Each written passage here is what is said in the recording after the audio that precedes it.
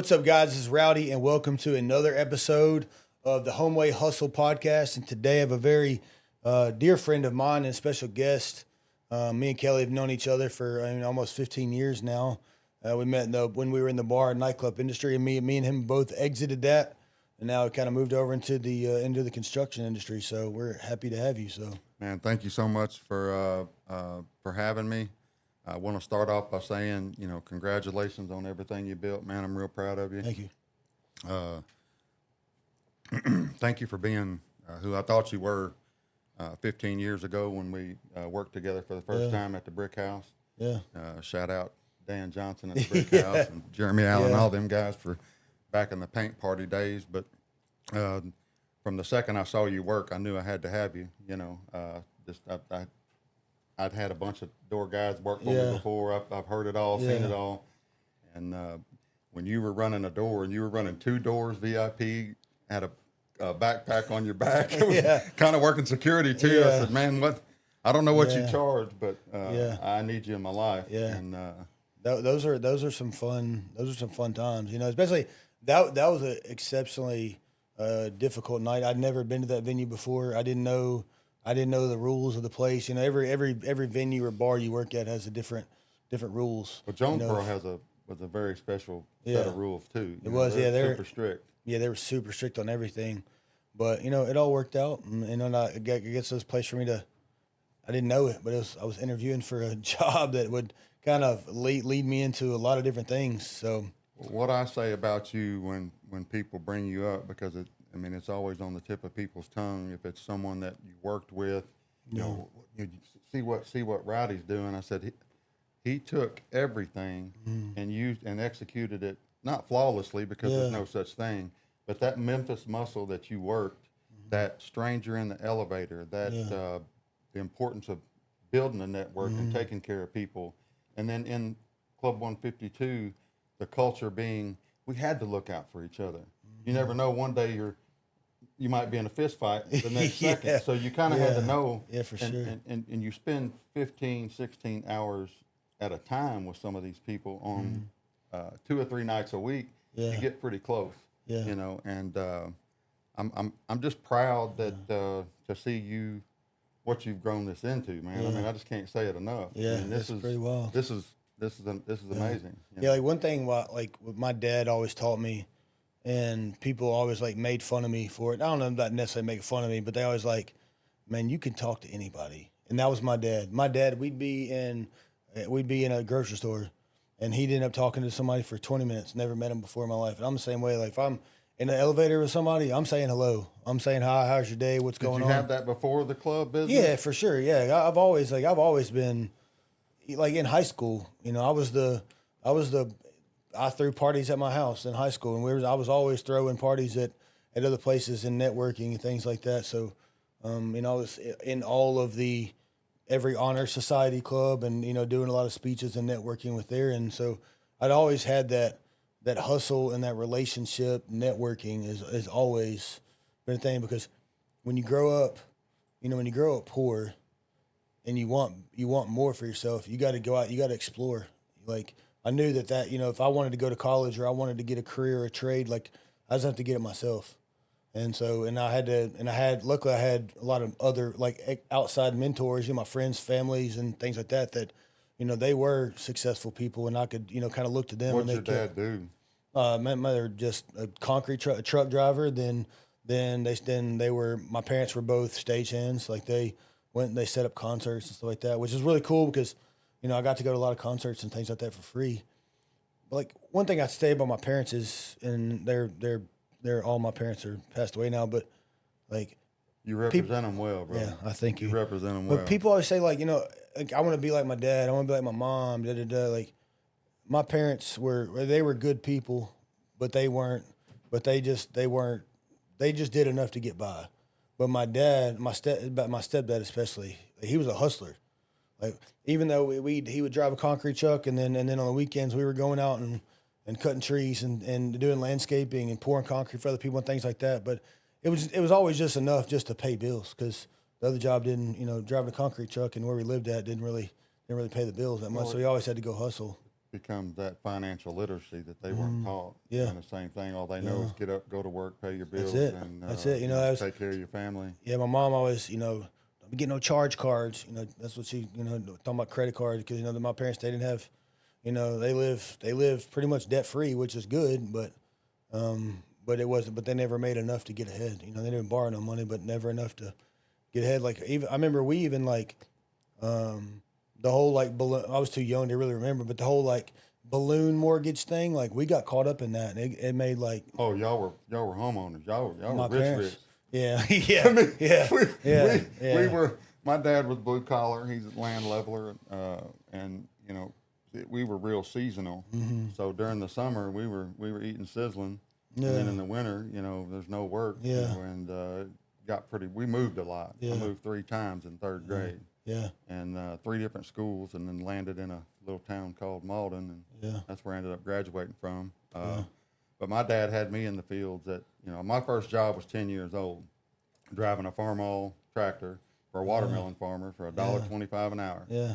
I mean, you start your life out like that. You ain't ever going to be afraid to work for something. No, my dad was bringing home. So the way my dad, like I said, drove a concrete truck when I was a kid, and he was always bringing home, if the contractor didn't use all their load, and he was off, he'd bring us to the house. We had 4 acres out in Shelby Forest, and there was just random concrete just poured all over the place. Like he had slabs for slabs. Bro, it was so crazy. Like doghouse out of slabs. And it was always it was always late when he bring them home. So he would like literally call and be like, "Hey, I got would tell me how many yards he had. You need to go. I want you to go form it up over here."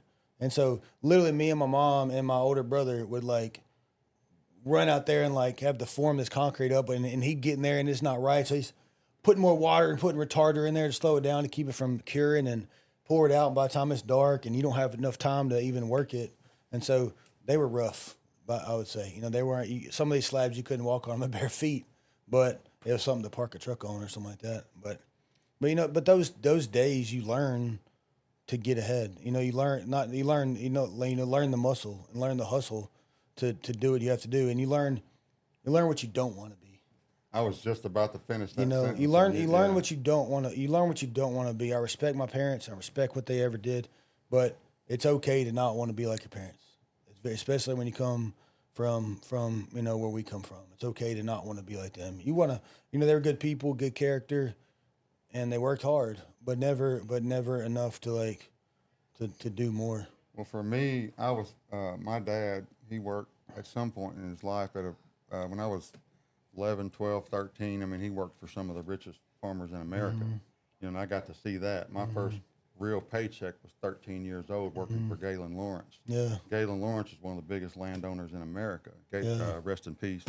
And my uncle, Larry Potter, was a banker, and he worked for him. And there was this, I could see the path of like, oh, this ain't it. Yeah. I had positive role models and uncles and coaches in my life. And I just knew that I don't want my kids to feel like this. Yeah. I don't want to feel, and it just drives you every day. That poor, if you've been poor, that's in your DNA. Yeah. That's in your DNA forever.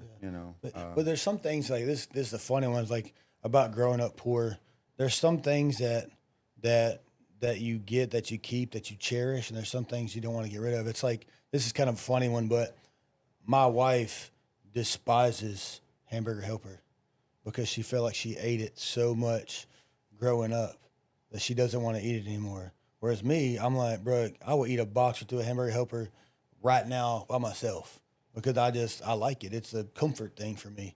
But just wild of, when you grow up, you can either learn from it, a lot of people, they accept, growing up poor, you either accept poverty or you can detest it because, people get in that poverty mindset, like, no, woe is me, everybody's against me, I don't have any opportunity, I can't go do nothing else. Bullshit. I can't sit here and tell you that there's some people that don't have a leg up. That they were born into wealthy families. They're born into their parents teaching them all the values of education and trades and business and things like that. And yeah, obviously they have a leg up. But if you want it, bad enough, you're going to find a way to go get it. I think you got to show it to them at a young age. No matter how poor they are, you got to expose it to them. You got to show them there's another life. I mean, take them to the events, take them to the other towns, take them out of that neighborhood, because I could vividly remember the first basketball game that I went to that was not a local. You know, it's just like, oh, there's something else out here. Just showing your kids. And at a very young age with Carly, I was like, look, there's something else. You know, try to travel as much as you can and take her to these places with these people who, these are the houses, and if this is what you want, this is what it takes. You know, and you don't want no dusty ass little boy showing your daughter a good life. No, good luck showing Carly Rose something that she hadn't already seen. You know? That's I seen that. Saw a TikTok earlier. It's like, you know, I want my son to be a strong, like everything man, but I want my daughter to be my daddy. You know, you don't do this like my daddy. Do I need to call my daddy? Like, so we're no dust ass little teenage boy gonna come in and, like, you know, get climbing up in his single cab, you know, jacked up Chevy and thinking that that's something that's impressive, because it's how to not. fight. Oh yeah. I got a gym. Just bring them down there and teach them how to fight. Yeah. And my daughter walked different from the time she hit a jiu-jitsu mat. She's oh. Yeah. Yeah. Now what? Yeah. Yeah. Some little boy her age and her size, if they like, might, I'm getting choked out. They might learn. That's what's scary about jiu-jitsu, man. You don't have to be big and you don't have to be strong. You just have to know. Me and you both worked side by side for years in the MMA world. Shout out Nick Harmer. I'm just here trying to be like him. You know? Just copying him. I followed it. I did the Linked Up podcast several years ago, and it was right after him too. So oh wow, just trying to be like him. You know, that's funny. You'll probably have a comment. Yeah. So what drew you? What was your first draw into the restaurant industry? My first draw was the ability to go make that. I was a waiter at Dixie Cafe at Jonesboro. Yeah. I had moved to Jonesboro with no money. Had a Pell Grant. Moved into an apartment with a longtime friend of mine, Jerry Snow, who's a doctor now. And just somebody said, "Hey, man, I'm looking for work. I know I have to work. I worked.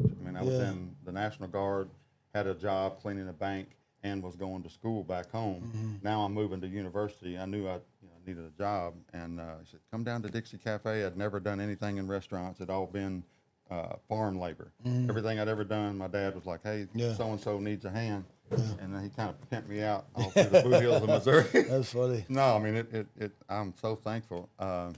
And I started working at Dixie Cafe, waiting tables, and it was soon after that Ryan moved in with me. You know, I had custody of Ryan at 15. Yeah. You know, and he moved in with me. When he was 15? 15 years old. I was 22, and I had several roommates in an apartment, and they all moved out. They're like, "Look, man, I get it what you're doing, but that's something else. You got to raise a kid now." Yeah. So it was just me and him. I didn't even have a car. And I was getting rides to Dixie Cafe and waiting tables. Yeah, that was my first introduction into restaurants. I've done that for a few years.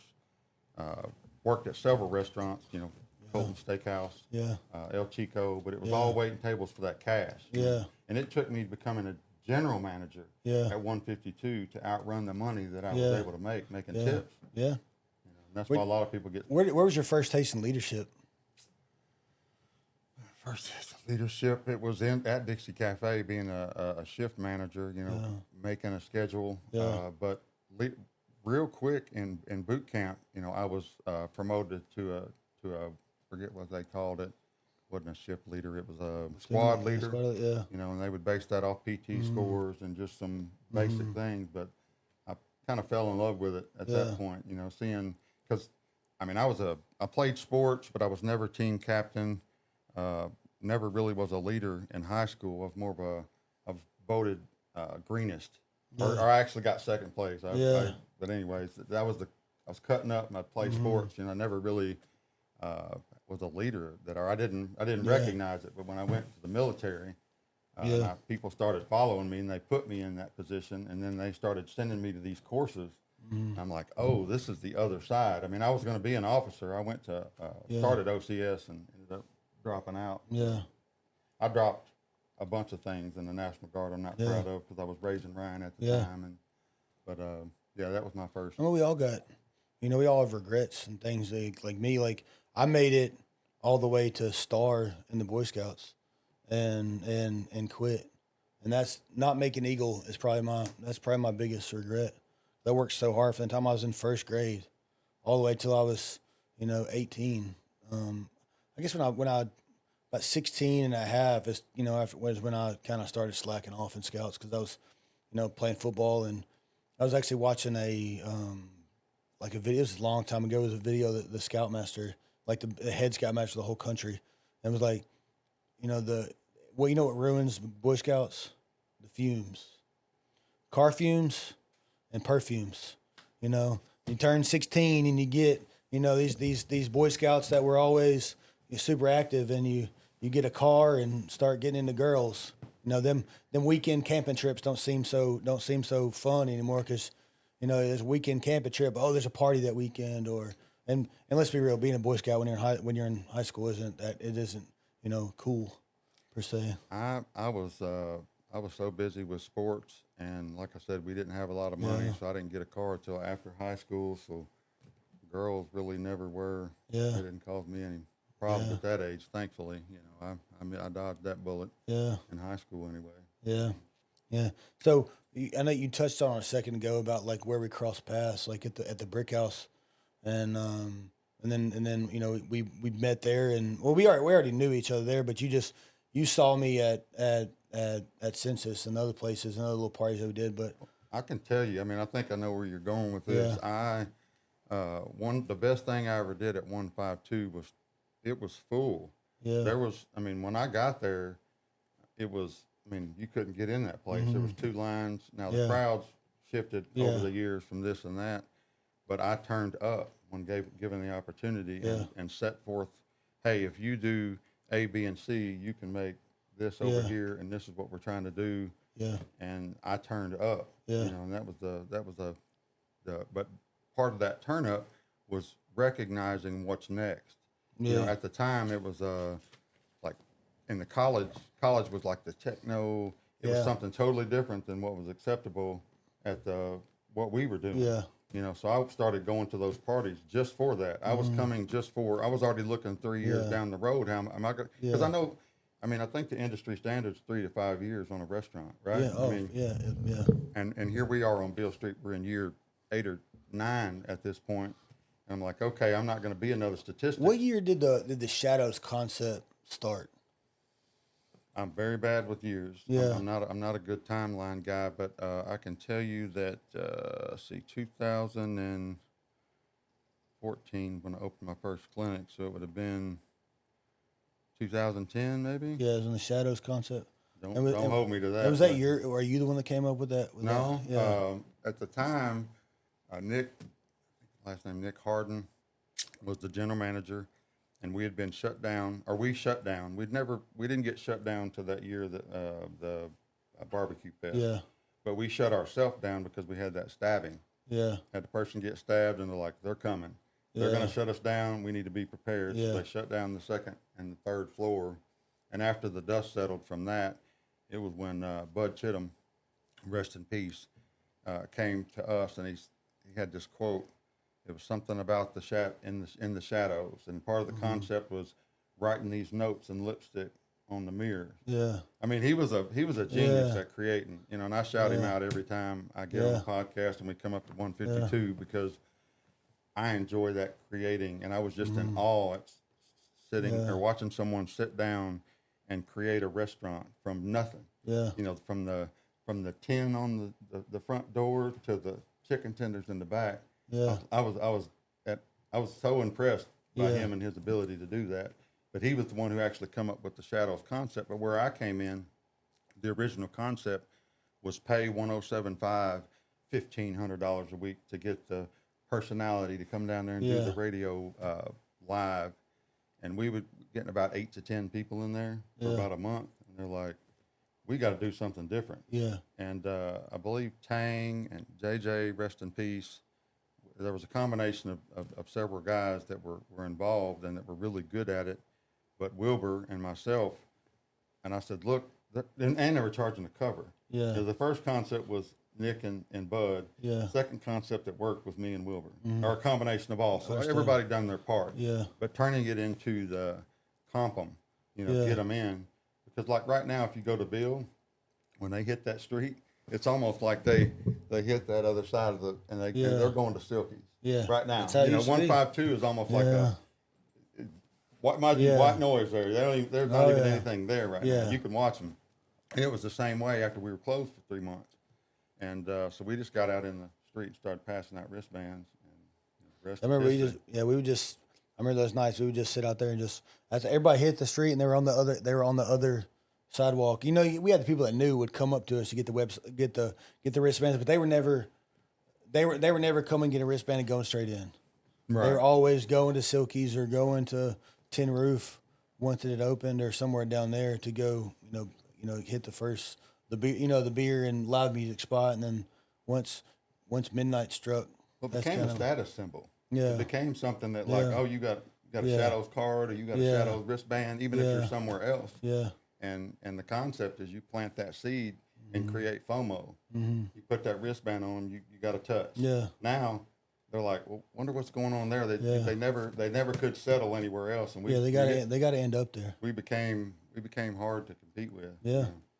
And then when I guess when Purple Haze opened, that kind of was competing. That kind of They went for the 3 to 5. Yeah, we had a good strong, midnight to 4 crowd up there typically, and then about 3:00 everybody kind of started migrating to Purple Haze, because that place was lawless. We had several people come and go clubs, and they would shoot at every angle, trying to hire bartenders, Yeah. trying to imitate. Yeah. And I'll give it to Purple Haze, just the location, the size. They had those pieces that worked better for that 3 to 5 crowd. Yeah. Because if you're trying to maintain 1,500 people, and there was a time where I had a full club at 5 a.m. Every floor I had to push out 150 people. Yeah, I remember those. And when Purple Haze came on, whether it was part of them or part of everybody, just got tired of, are we really here? Because Memphis, if you think about it, over the history of Memphis is not known for a go-to-one destination. No, They're a bar boom, hopping. boom, boom, and that's what makes it so hard. Yeah. There's a small window that you got to hit, Yeah. and you're trying to hold on to them, but As they're long as you already can. going to the next spot. Yeah. We were fortunate that we had multiple parties going on. I had a party at 11 a.m. Yeah. So if you were into that, we had something going on. Yeah. 4 o'clock, 7 o'clock, Elvis. Yeah. 11 p.m. the Rowdy G with a D Nice, or Yeah. there were several variations of that, but that was if you said, hey, give me one lineup that represented your tenure at 152, that would have been it. Yeah. The Elvis early, Yeah. Rowdy G late, and then Yeah. once we got D Nice in there, he took it to and that was the thing, man. People want to give me all these flowers for being a top 100 nightclub operator, and I said, man, you look at my team. Same thing at Colton's. Yeah. My team is what got me hired at 152. Yeah. Goose and Danny used to come in there on Sundays. That was their Sunday beer spot. Yeah. And that's how I got down to 152. Goose and Danny would come in there and they'd just be 2 big old tall beers. Yeah. And they finally, I got the Wore out. they got to talking to them, and they said, man, you got the best looking crew. They are working. They were going. Yeah. So if you ever want to come downtown, here's my card. And but it's just the people, it's the people that I had funny, working with us that made us success. You mentioned that, and that I think it's a big thing. Like your crew is gonna replicate who your clientele ends up being.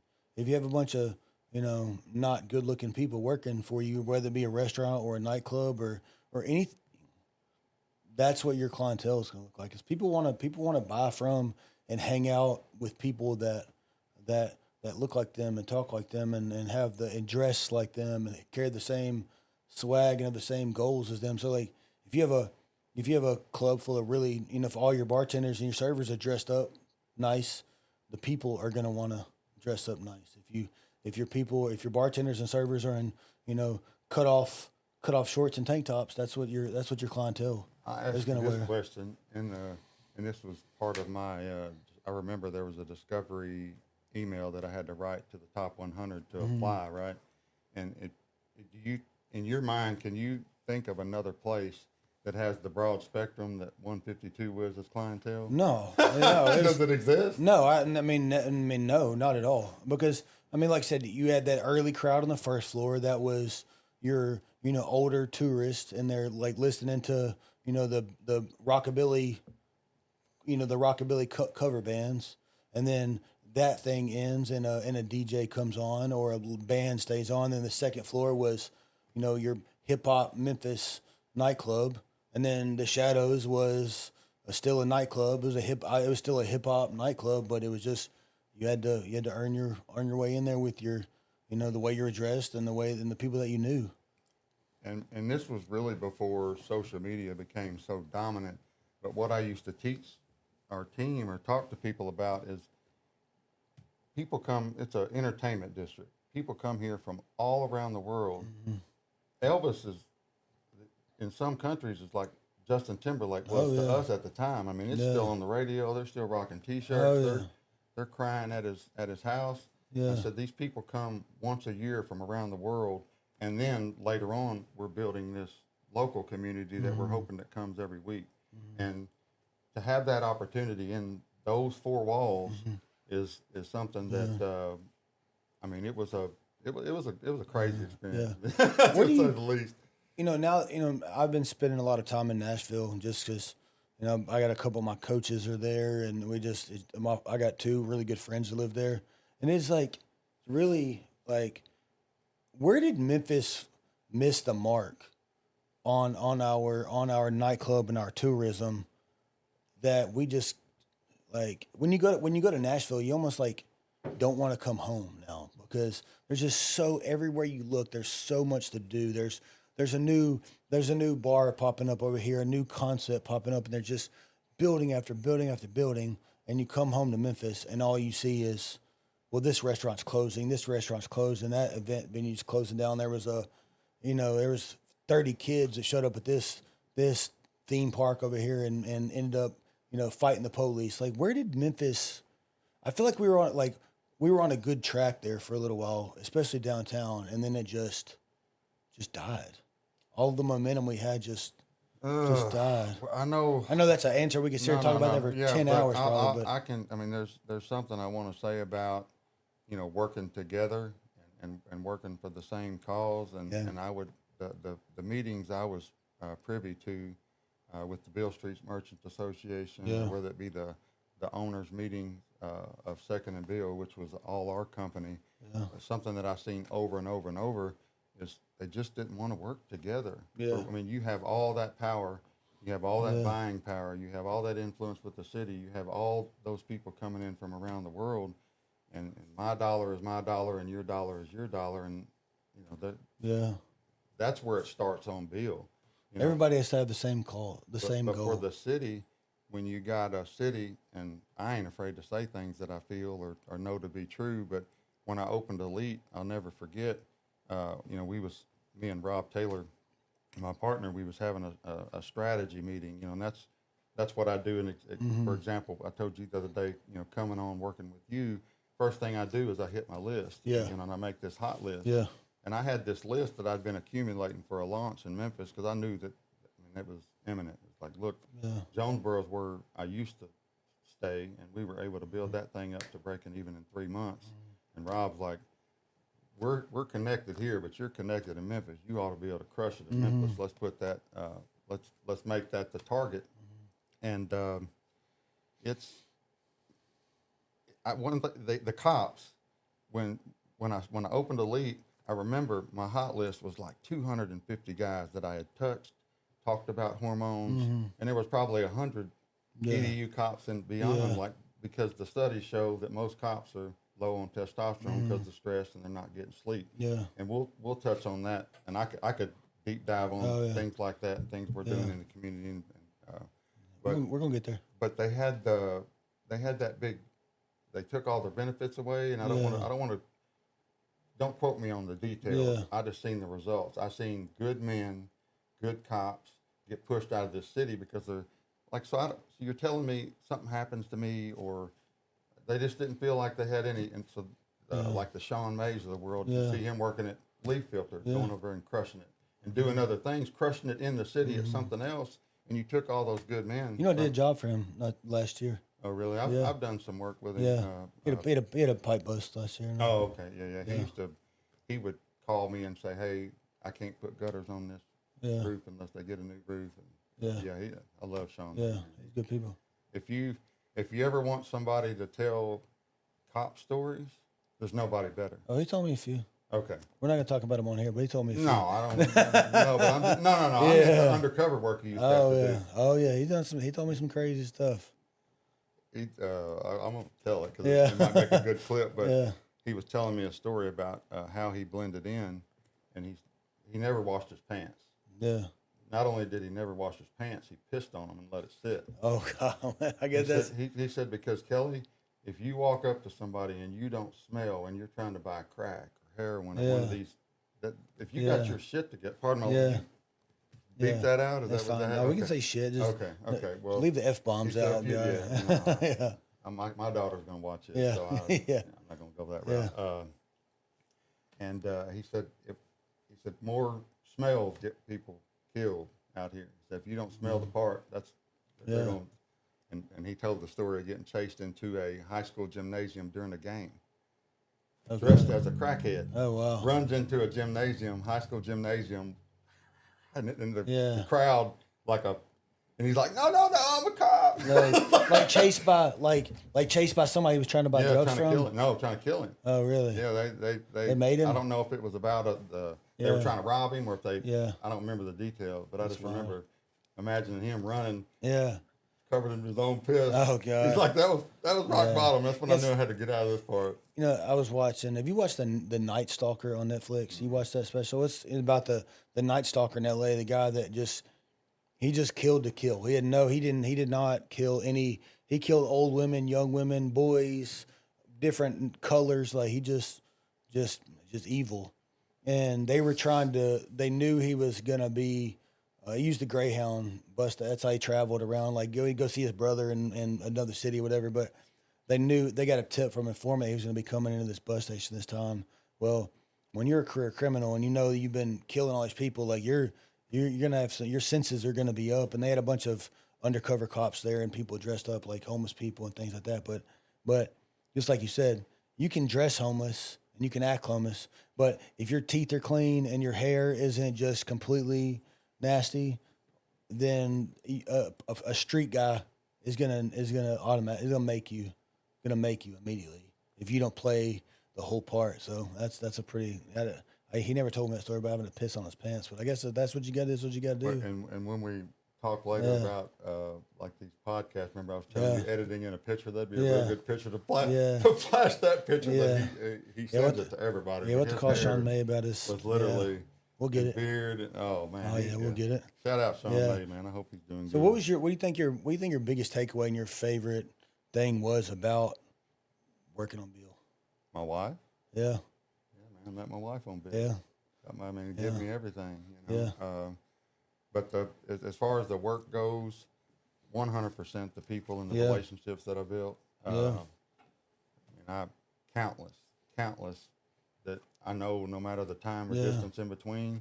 And there's a bunch of people that I haven't spoke to, hadn't interacted for years. And I know if we connected somewhere that it would just be, the synergy would be there. You know, we built a level of trust. And when you make those kind of memories and go through those things with people, it's in your DNA. It does. Right?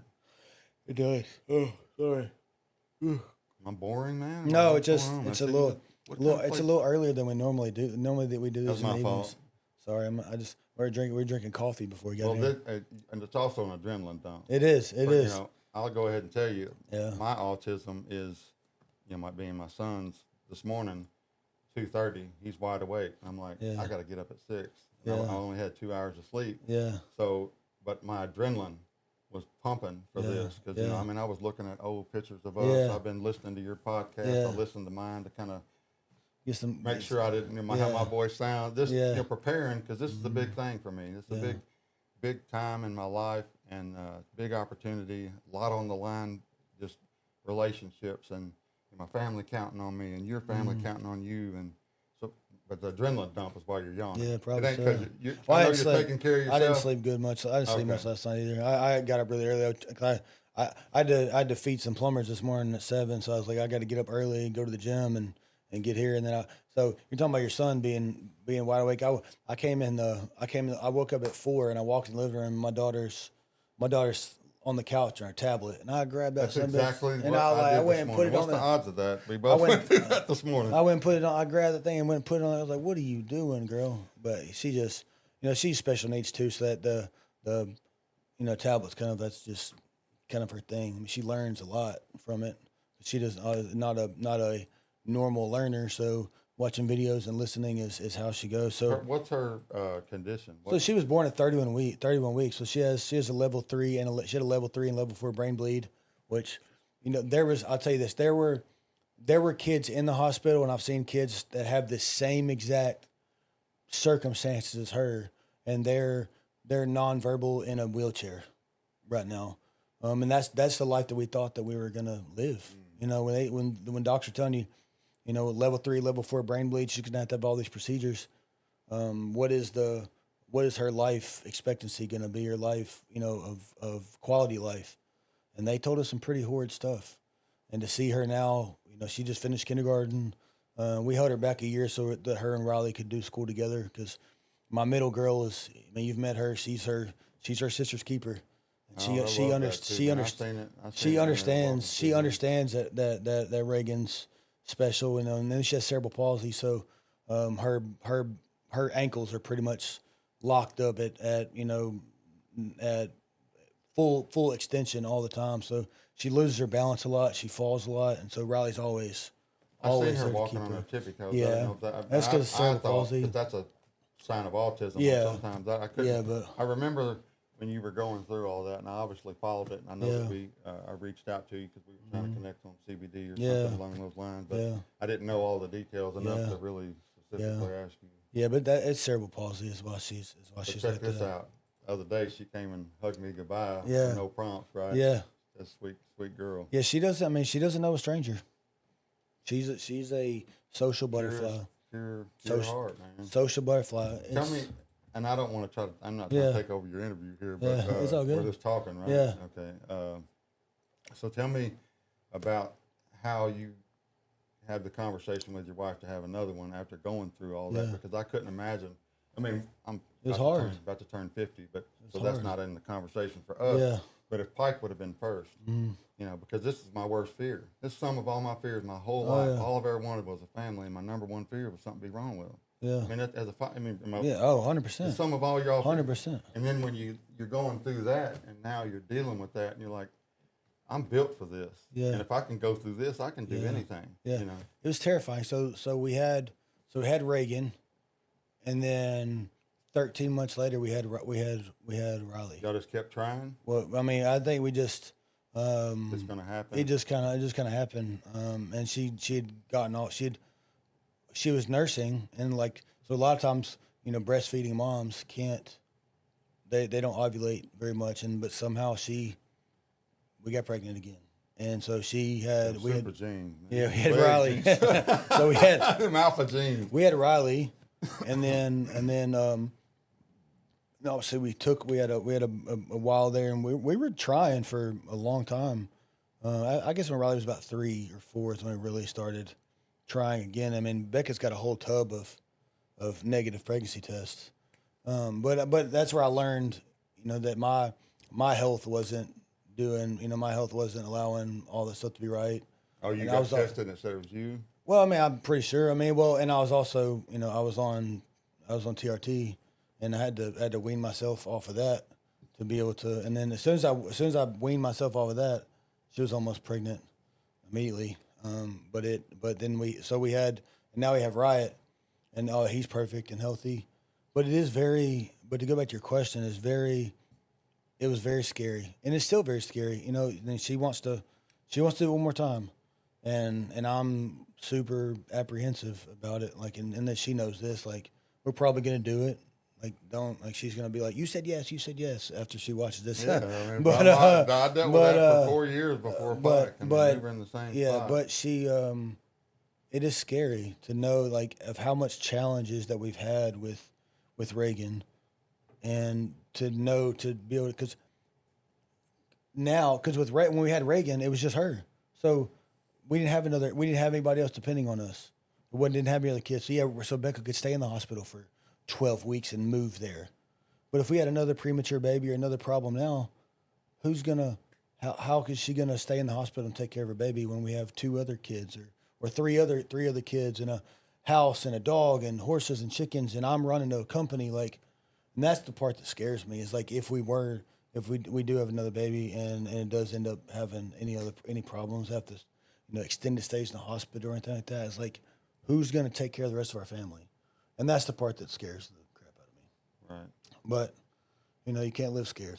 I'm just curious because I think that me and you have a lot of similarities on the way we think about things like that, and that was like I said, when my wife told me that she had finally gotten pregnant, I remember the cry, and I remember it was a multiple layered cry. It was like, yay, oh man, what if? Immediately, that's where my brain goes. Like, especially you being older. I mean, you're 46. Mm-hmm. And that's pretty old to have a. And how old's your wife? She's 9 years younger than me. Yeah, so still mid-30s. That's still, especially how old was Carly? Oh man, she's 15 now, so 11. 11, same age as when my sister was born. And that, she's been great, but autism has brought us all to the brink of nervous breakdown multiple times. Yeah. Multiple times. I mean, that's what we've dealt with. I don't know everybody else's story, but it's just new. It's something new that you just can't prepare for, and you never know what the next day is going to bring. And like Reagan has her tics that we have to just deal with. She's very food picky. Like one day she'll eat this, the next day, that's disgusting. I'm not eating that anymore. And she'll go days just won't eat, just eating like a bird. And then she'll go 2 days where she will just literally eat you out of house and home. You'll make her a bowl. She likes just raw spaghetti noodles with a little bit of Parmesan cheese, butter, and garlic salt. And you'll make her a bowl of them, and she'll demolish them, and she'll be like, can I get some more? And you'll make her some more. And then she'll demolish that and want more. And then the next day, she won't eat anything you give her. And then she also likes to pour things. Like, she likes to, I don't know what it is, cup and liquid, she's going to make something. It's so frustrating, but it's so cute. Because she'll be I remember one day she was on the island. I mean, she was on the fireplace mantle, and I'd been doing something, and I walked in there, and I mean, she had nerds and goldfish and Coke and water and all this other stuff. And I walk in there, and I'm like, oh my God. I'm like, what are you doing? She looks me dead in my eyes. She goes, I'm making soup. And I'm just like, what do you, like, you want to, like, shake her, like, yes, you're making soup, but stop. And I don't think she really understands the concept of the mess that she makes. And it's hard. I'll tell you, if you had a snapshot of my house right now, it's like we're living like animals. Yeah. It's just one thing to the next. Yeah. And you try to have enough things to keep him occupied, and that breaking case of glass toy. We got them everywhere, and it's all about him because getting him dialed in. I use the example of those old dial-in radios that you're driving down the road and you've got a good song. It goes, like, oh no, let me. It's constant with him. It's constantly trying to find his channel. It's just we're always trying to connect with him, and he's got his own language. He's got his own thing. He wants his way, and he don't understand.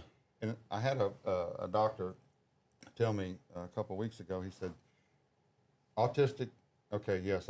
Don't fall in love with that diagnosis, but what you're dealing with here is something very specific. Like his intelligence level is part of this. Like he's so smart that he thinks you're beneath him.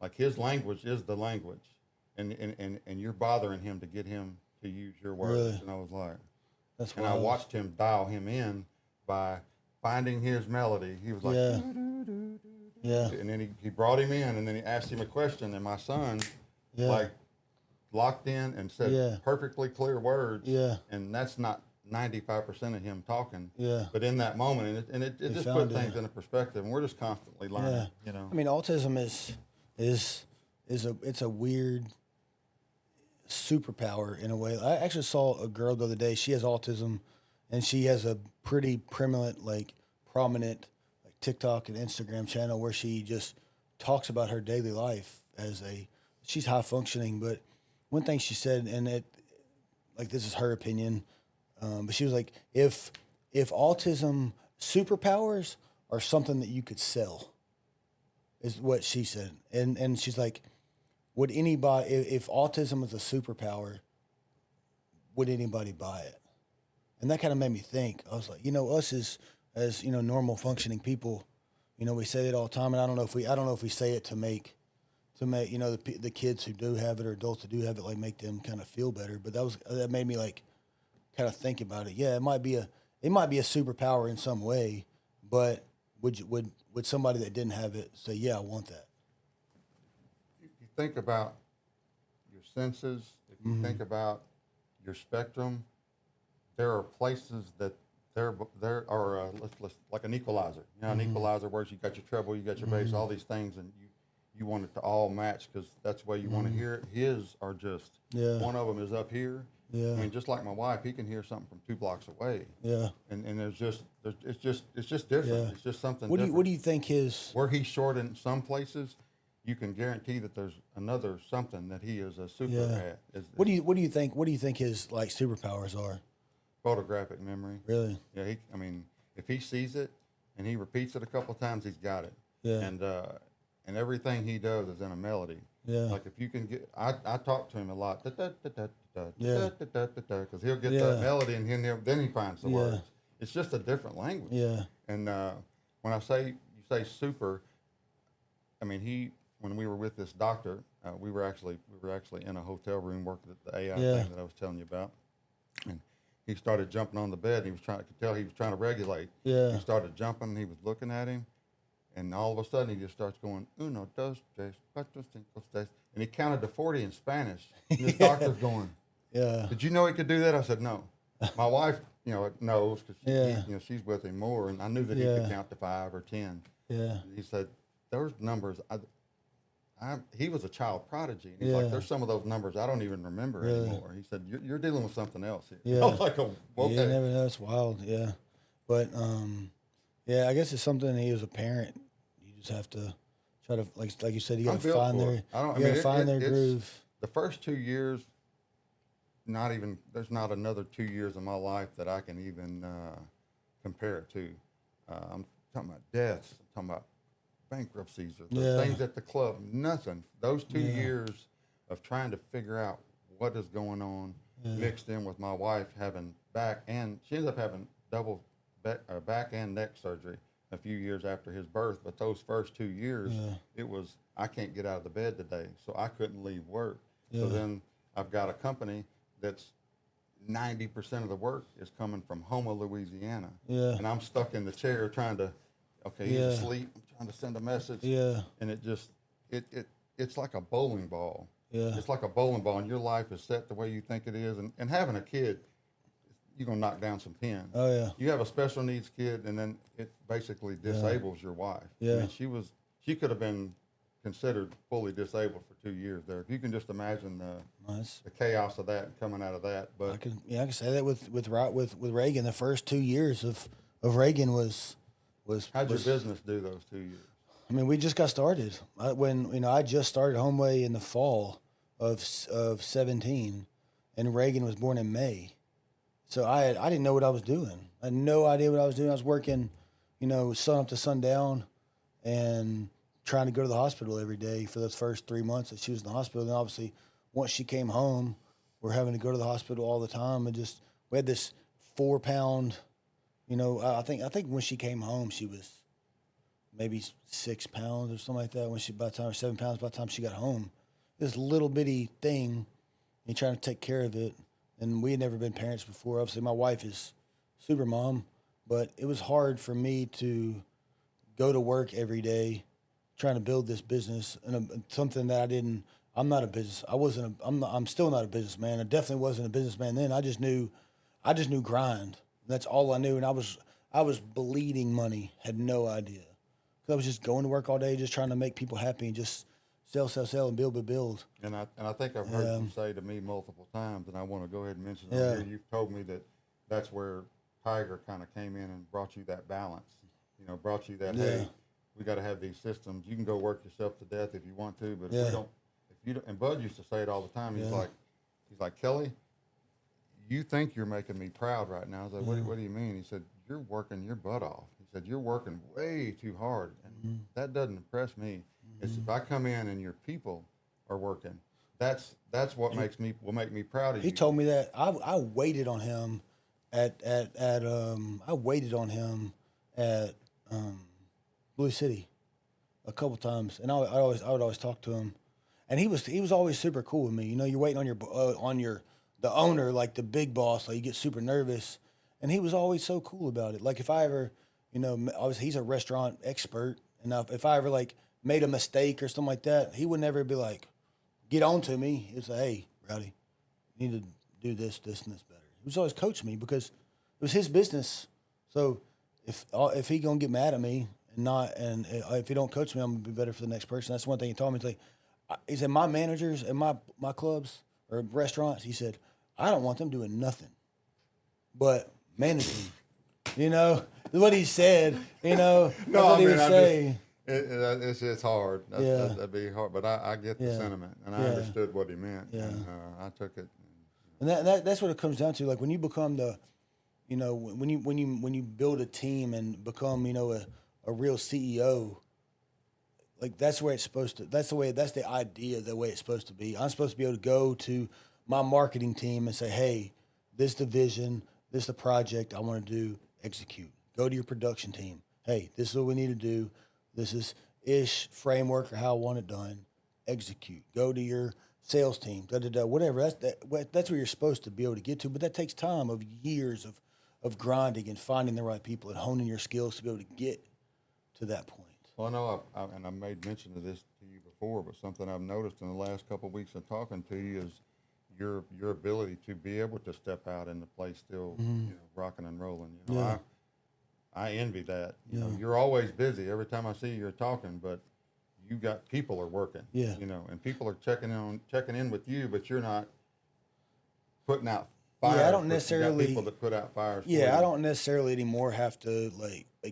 They come to me most of the time when there's a problem that they've tried to solve and can't solve it. Mm-hmm. Like a lot of customers, if they have a problem.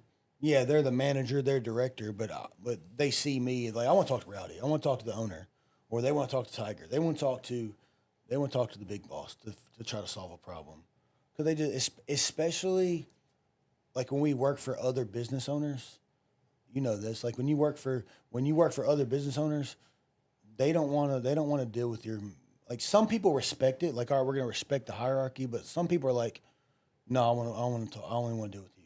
I'm like, well, that's not how we do things. And it makes it hard because I'm not in the day-to-days anymore. I don't know every vendor that we're working with all the time. Like, I don't know. We may have changed the process of how we do this stuff, but my people are so good that they just do it.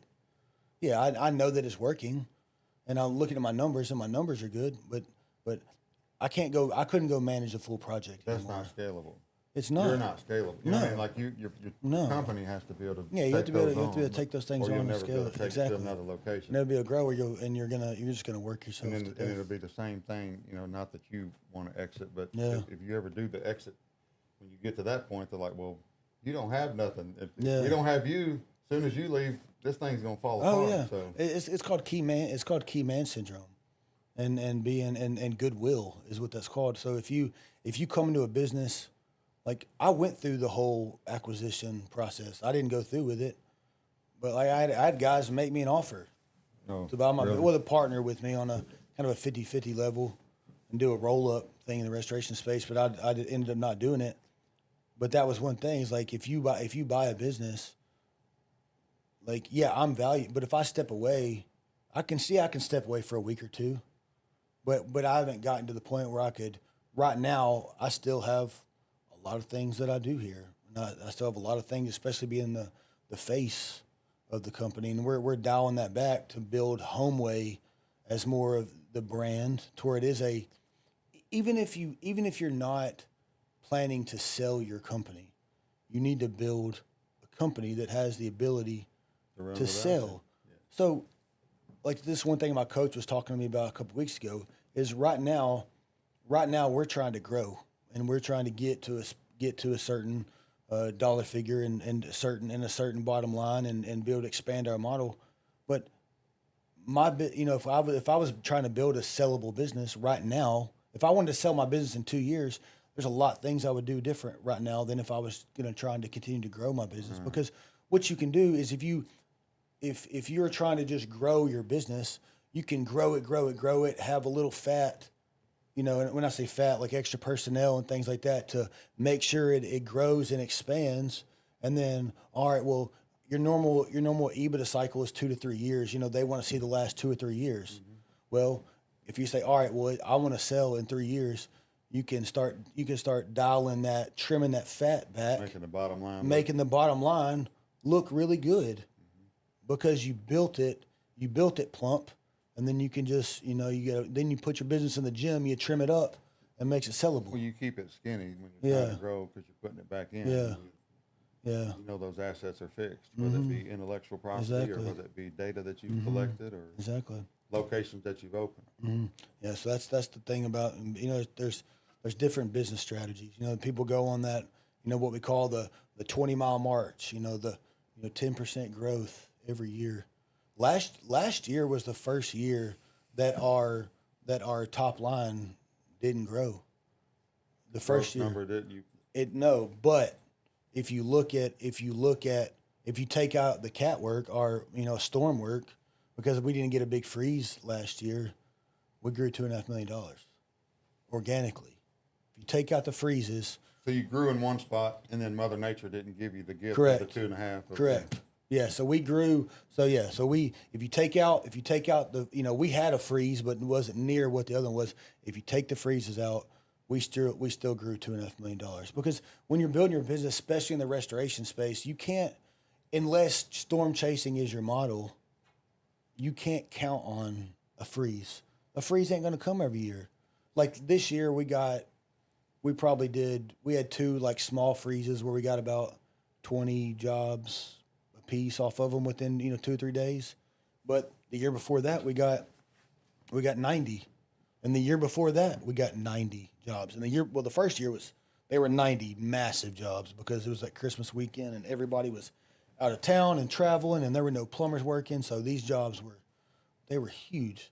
The next year, yeah, we got 90 jobs, but they were a lot smaller because people were home and they were able to cut the water off and things like that. So, but just having that, so I say that to our growth is still there, but it's how do you what business model do you want to grow?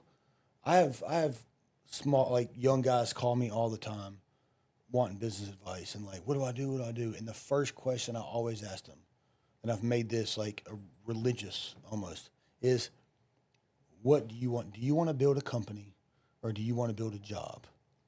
Because there's some people that I have friends that have very successful businesses, but they have to be there every day. The second they stop working, it's over. It's over.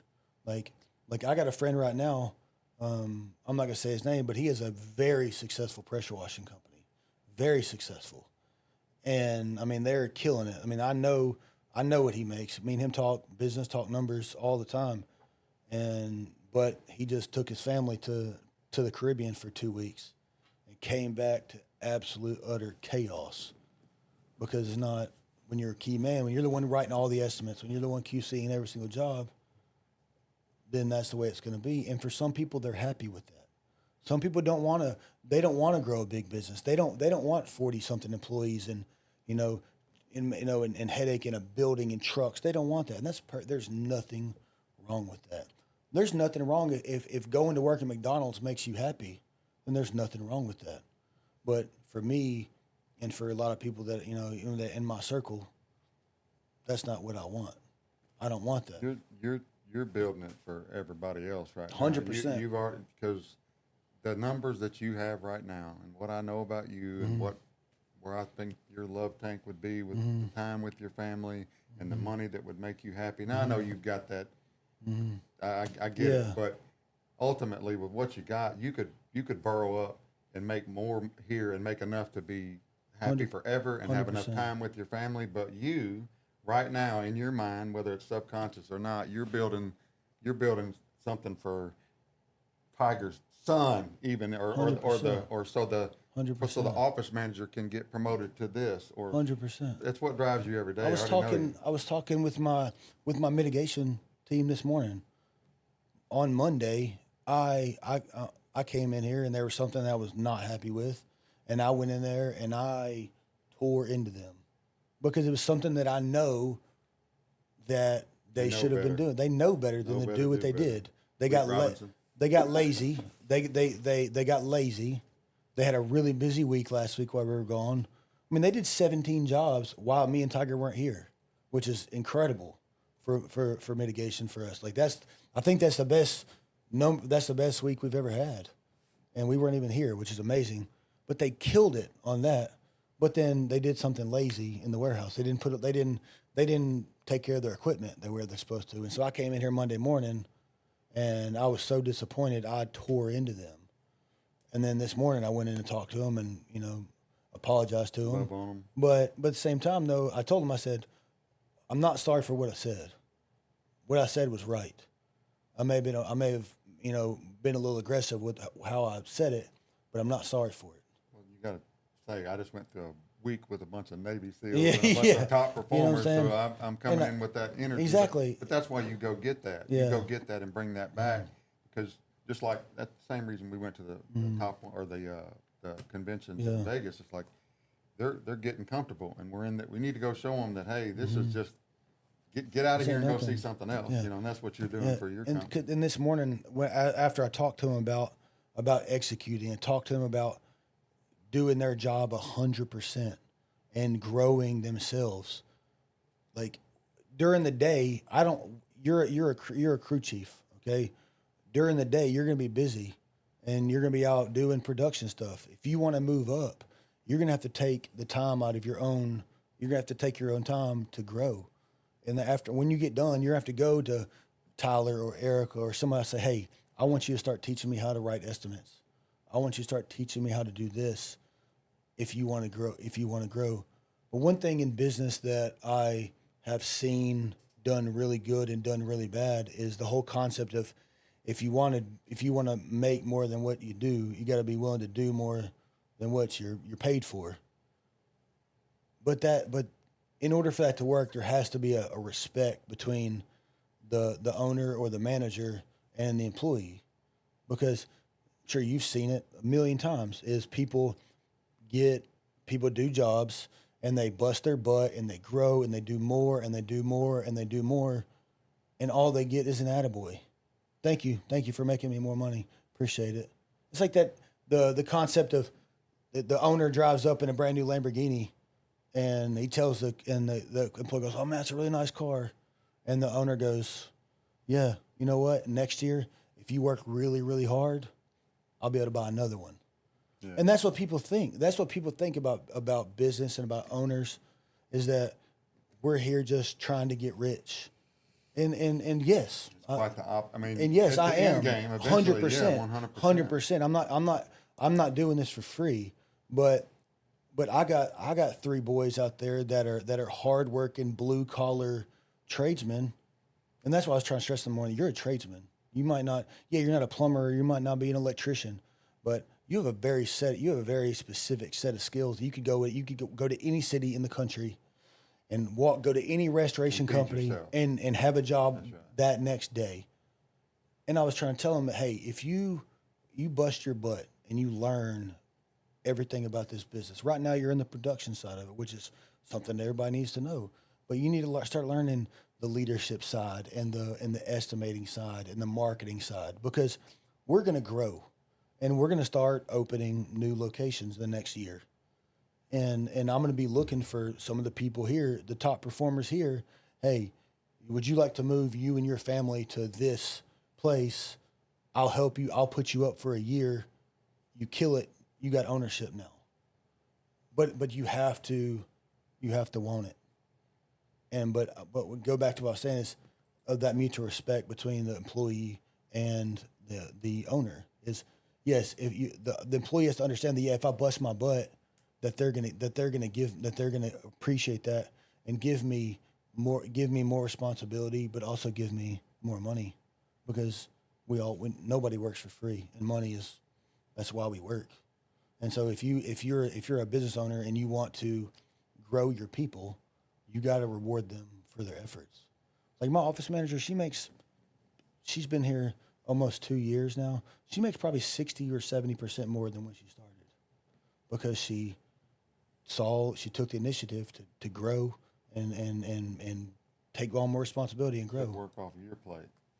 Took work off of your 100%. Plate. Gives you more time, so you can give her more money. It's like Dan Martell, you buy back your time. That's what I do every day. You know, it's audit, and then how's it go? Audit, delegate, fill. You audit your time. You take all your time, all the tasks you do, you rank them based on how important it is to you and how much it's worth. And then if you're a business owner, if that task is lower than what you pay yourself, then you need to find somebody to go give it to them to do. And then you take your time and you fill it with higher value tasks. And every couple months, you do it again. As a business owner in a growing business, like Natalie Dawson talks about it, Dan Martell talks about it. Something that you're doing today, if you're in a growth, if your company's growing, about 6 to 8 months. If there's a task you're doing right now, you got about 6 to 8 months that you need to figure out how to get somebody else to do it, so you can keep bringing on the next time to things that drive revenue and things that drive leads. And that's kind of the model where me and Tiger are both in right now, is like trying to audit our time, find out the things that we do, and start dispersing those to other people so we can keep growing the brand. Yeah, I know you know that me and Weed are close friends, and we talk 3 or 4 times a week late at night, and he says all the time, he's like, man, rising tides raises all ships. But then the other side of that, don't be one of these boats with a bunch of holes in them. No. You're going to sink. Yeah. You're going to get left behind. And that's basically what you're just saying about your employees. You're telling them, look, we're all out here fighting in this water, right? And we're going up. And you're coming with us or you're not. And you're going to grow individually. This company's going to grow, but it's up to you to grow individually. I love that. Yeah, and that's the way it is. Like Rocky, the owner of One Tom Plumber, we had a really great. I got some incredible notes from his. He was talking about the concept of rocket boosters. Think about a 1995 NASA mission. You got the space shuttle, and you got the huge fuel tanks and the boosters. What happens? They fire off, and you go up, and you're watching. As soon as it gets into orbit, what happens? They're full, and those rocket boosters fall off. Same thing with employees. If you can have employees that start out with you, and they are great, and they get you somewhere, but then they run out of gas. They only can get so far, and they're gonna fall. And that's something you just have to. It's just part of the nature, and you just got to respect it. And if they can't do anything else for you, you got to try to, promote them to somebody else's company. That's the way we do it. Nice. Yeah. So proud of you, man. Yeah, it's a lot. Let's see what else we got here. You got notes? Oh yeah, we got notes. So I was talking about that chat GPT. Well, we haven't really. We're over an hour, and we're to the about the 25-minute mark on here. So I think we've touched on a lot of. We're naturally killing it. Conversation. We've touched on some of those things. So what made you want to get away from the nightclub and the nightlife stuff? Carly Rose Potter. Yeah. Yep. All my life, all I wanted to be is a dad. Mm-hmm. I wanted to be a dad, and I can still remember sitting on the couch. She might have been a year. She wasn't quite walking, but she could come crawl up on me, and it was after a Saturday night, and it was on a Sunday, and she crawled up into my legs, and she was wanting me, and I'll never forget. It's like I couldn't move. Yeah. I was like, and I could see myself just grabbing her. And in that moment, I was just like, I'm too tired to play with my 1-year-old daughter. I said, I'm out of here. I'm done. I told Tiffany, I said, I don't know how I'm going to do it, but I'm going to do it. Yeah. And at the time, my college roommate, one of the best friends of my life, Rob Taylor, I mean, all out throughout my life, I mean, I reached out to him as a mentor, and I told him, I said, man, you know, I just, you know, he's like, yeah, you're the man making all this money. And I said, I'm miserable. I said, because I can't see my future with my daughter. I can't imagine what this looks like. I mean, it went straight to her just not having me in her life, and then her being associated with, I mean, nightclubs and bars and being around that, and nothing knocking it. I mean, some of the best times of my life, like I said, I met my wife there, but we can't sit here and pretend that me and you haven't buried more people than the average bear. You know, we can't pretend what alcohol does to people. That's the real gateway drug, you know, and I just knew that I wanted more time with my kid, you know, and I wanted to be a day walker so bad. I want that back. I want because growing up, I wanted to be a coach. I wanted to be the coach. I wanted to coach kids. I mean, I volunteered for Little Leagues at 16 years old. I think I coached my first team. And I knew that none of that was possible in the restaurant business. I wanted to go to, you know, back home. You've experienced a little bit of this. My family that I have back home on Thanksgiving, all of them get together, and I was missing them. That was before Carly. And although I was like, well, I got to go make this money. I got to be here on Saturdays, holidays. There's no exceptions. We can't be off. Yeah. And I just tried to imagine my life with a kid not having access to all that. And it's like no possible, no. I couldn't even consider. Yeah, I was in the same boat. Like, and I had just gotten married, and you know, Beale Street is such a wild place with a lot of alcohol and fighting and women. It's no place for a married person to be, especially a dad. And that's why I'm in the same boat as you. That's why I decided I was done. I had to go. 3 broken hands. Yeah. Missing teeth. Yeah. Jail. Arrested. I got arrested. I've held a man who I thought was going to die. You know, and like, man, look at this baby girl. She's perfect. Yeah. Like, is this what you're really going to bring her into? Yeah. I mean, I wanted to, immediately I brought her into it. Yeah. Introducing everybody like, this is Carly. You know, we had that Beale Street baby thing. Yeah. We still kind of got it. You know, I mean, you're still kind of connected to all those people back there that's got kids. And it's, I want to say it was, me and Ty was talking one night, and we both just kind of had a moment like, we got to get out of here. We got to get our family away from this. And that's what it was from, you know, obviously I didn't have a family, but I just seen it so much. Like on me and Becca's episode, we were talking about just the one night, and she was just my girlfriend at the time, and going to, it was midnight, and she told me, she said, you better not, your ass better be up here at midnight, give me a kiss on. And they end up, you know, getting in a fight, with somebody coming down the stairs, like going to the second floor, and this dude jumped off the 3rd step and Superman punched me straight in the face and bloodied me up big time. And then Kurt coming downstairs so mad, just seeing. I remember I had a pink shirt on with a pink tie, and it was just covered in blood. You get hit in the nose when a big grown man Superman punches you off the 3rd step of the stairs. You're gonna feel that shit, and that's what happened to me. And that was kind of one of the. And then obviously went to the Daisy after that, and that was fun. But you know, I think I found. Been there, done that. We found our T-shirt. Once you've done it, it's like okay.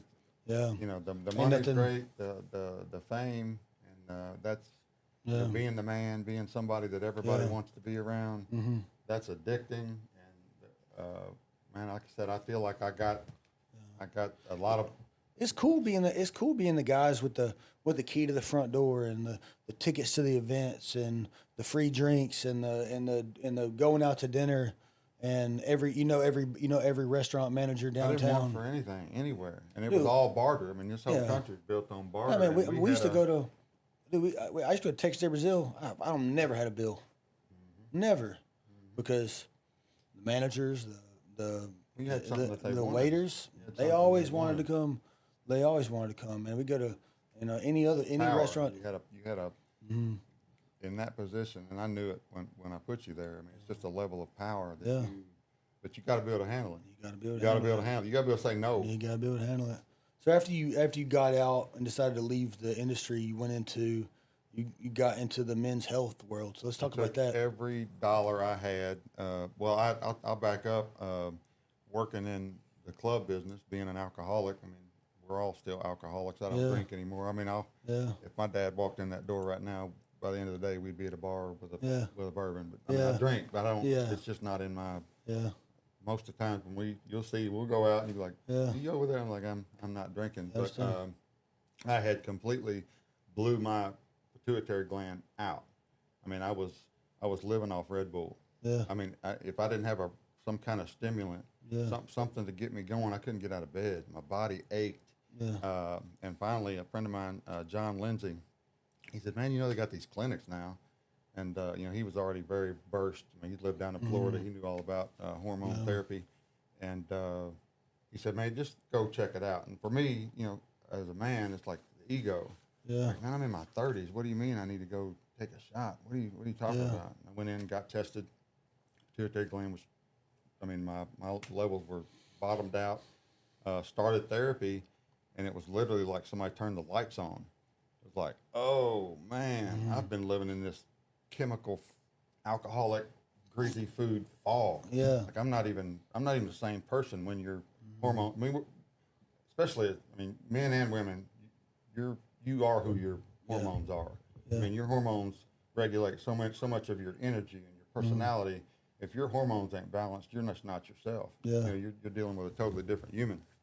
And so being a patient first, and like I said, my mentor and best friend, Rob Taylor, I called him and I said, man, I just went in this place, or I've been going to this place, and the lobby was full, and I sent him my insurance where they billed it and how much it cost.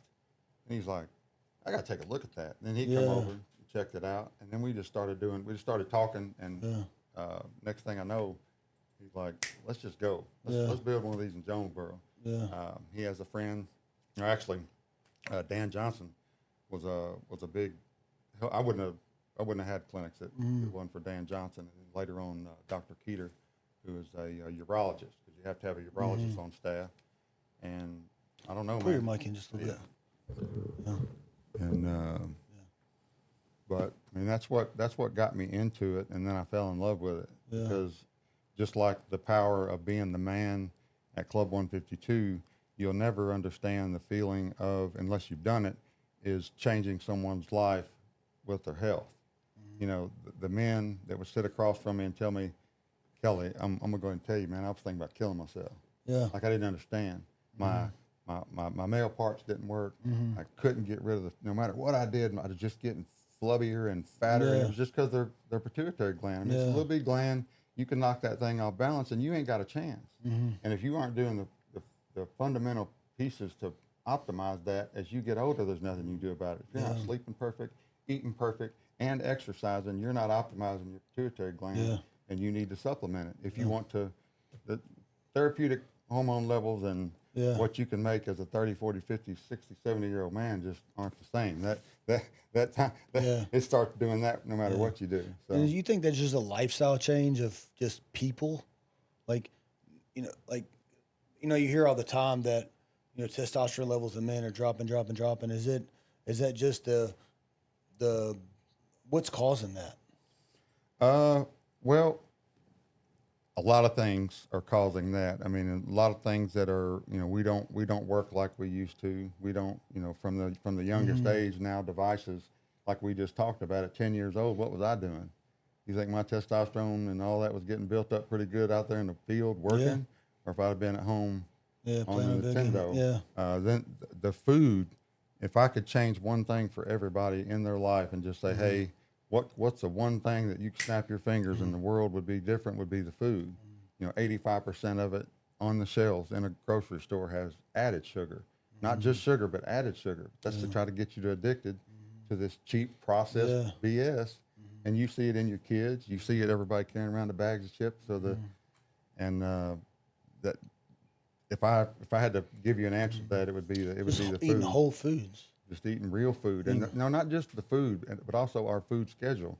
You know, it's all propaganda. The reason, the way you eat and what you eat has all been a commercial somewhere somebody's paid for, whether it's bacon, eggs, and the toast and gravy for breakfast, or whether it be you got to eat 3 square meals. You can go ahead and yawn, man. It's okay. Man. I see you fighting it over there. Well, no, I'm boring. So it's adrenaline dump. Yeah. And, you know, the old pyramid that they used to give us in grade school. Well, if you follow that, you're going to be diabetic. I mean, that's a fact now. They're saying, hey, that old pyramid will give you diabetes. So, crazy. I mean, the testosterone just, and now the phthalates and the water. I mean, there's so much. Lowering testosterone. Everything's pointing towards less masculinity in a sense, but it's really the masculinity that I think that we country. Oh, for sure. You ain't got here, right? You ain't. I mean, that's the thing that, you know, I think people talk about toxic masculinity. That's their ego. That's but the ego. Dude, I think the world needs. That's the thing that's killing our world is less masculinity. Like there's less fathers in households. There's less people having less real men as their mentors. Yeah, I don't want to knock single moms. There's single moms are some of the strongest people in the world, but it is a fact that if you have a strong mother and a strong father in your life, like there's your chances of, you know, becoming a better person and living a long, healthy life are exponentially more. Yeah, you get two things. You get the kids that emulate and learn and go do as they do, and then people in cases like some people we may know, they see what not to do and they go do the opposite. You know, but overall, I mean, it's going to be, they got a better chance. They got both of them in the house. So what do you think? What was your biggest challenge in the men's health space that you faced, whether it be just business or the people? What do you think was the biggest challenge that you faced? Well, I mean, it was the education gap. You know, teaching people that it's okay. You know, teaching people that it's not their fault. You know, just learning what we could do to actually, what I believe to help people. I mean, I could, if I could go back and snapshot the hundreds of men and women that when they walked in the door to when once they whatever service it was, whether it be the weight loss or whether it be the hormones or whether it be just the vitamin deficiency. I mean, I know guys that came in working for somebody and now they're CEOs. I mean, there's a particular company that we know that made millions and millions of dollars, and I watched them all walk in and come out to their full potential. You know, and turn into the men that they wanted to be. So that was, for me, that, you know, talk about an addiction. Help somebody really change their physical life and have them tell you that and give you their flowers on that. That's hard to match in anything I've ever done. I can understand as a, like you said, the education part of it. As a man and as a, you know, off the charts alpha male like we are, to go into a clinic and you know, take blood or pee in a cup, whatever, how, you know, all the different tests, and for somebody to come back and tell you that, you know, your testosterone is 190, and that's the reason you're feeling all this way, like your body's not doing what's supposed to. That's a hard pill to swallow. And no, it's embarrassing. You know, it's so many people are on TRT now, but 10 years ago when you started that thing, it's pretty hard to, you know, I gotta go get testosterone I'll never shot. forget, in Jonesboro, we opened up in Dan Johnson's building, and it was like a flex building with 4 or 5 offices in one little square. And I can still remember coming in and seeing guys that were in the lobby, or they had went into another shop, like a nail shop, because they seen somebody was in Elite that they didn't want to cross paths with. I mean, back then in 2013, when we opened our first one, man, don't tell nobody I'm here, man. Don't tag me. Don't put my name on nothing. My wife don't know. Like, I mean, I get it. I was the same guy. I didn't want to talk about it. I still remember when Goose came to me and he said, "Hey, man, I'm doing what you're doing." This was when I was just a patient, and I said, "Well, doing what I'm doing, what are you talking about?" He said, "Oh, you know, that place up in South Haven." I was mortified. I was like, "How'd you?" Oh, well, and they had slipped up, and I guess he was telling them he was something at 152 and one of the, HIPAA laws ain't supposed to do that. But I understand. anyways, I remember that feeling of, oh man, because now when I'm looking this way, somebody knows that I got something. Yeah. They're just like, how crazy is that Yeah. now? If you talk to anybody, I mean, it's so normalized now. It's like, hey, when you get 40, if you got to, we've got to work till we're 70 nowadays. yeah. So Yeah. you better be, Yeah. and you got to compete with a 20-year-old. So Yeah, I had a friend that's, he's naturally big guy, man, could lift the entire gym, but he just could not break 300 pounds. He's a big dude, and he would every year he would, it was time to go to the beach. He'd crash diet and he'd get down to 280, 275, and then get back from the beach and back to 300. And then he got on. Then he found TRT, and he started doing just normal TRT therapy, and now he's at 250 and looks like an animal and holding there and is healthy. Everything's better now that he finally replaced the thing. Because Gary Brecka talks about it a lot, and just to listen to him talk is just, I think, the best. Have you watched the Gary Brecka and Sean Ryan podcast episode? I don't know if I've seen that episode. I've definitely seen clips, and I'm familiar Yeah, but with I think he's been on a lot of podcasts, and I've watched a lot of them. But I think the Sean Ryan one is the best, where he goes the most in depth, but at the same time understanding of what's going on and why he does what he does. But he said that the modern medicine system is designed to treat symptoms, not causes, because of money. They sell you the cancer, they sell you the treatment.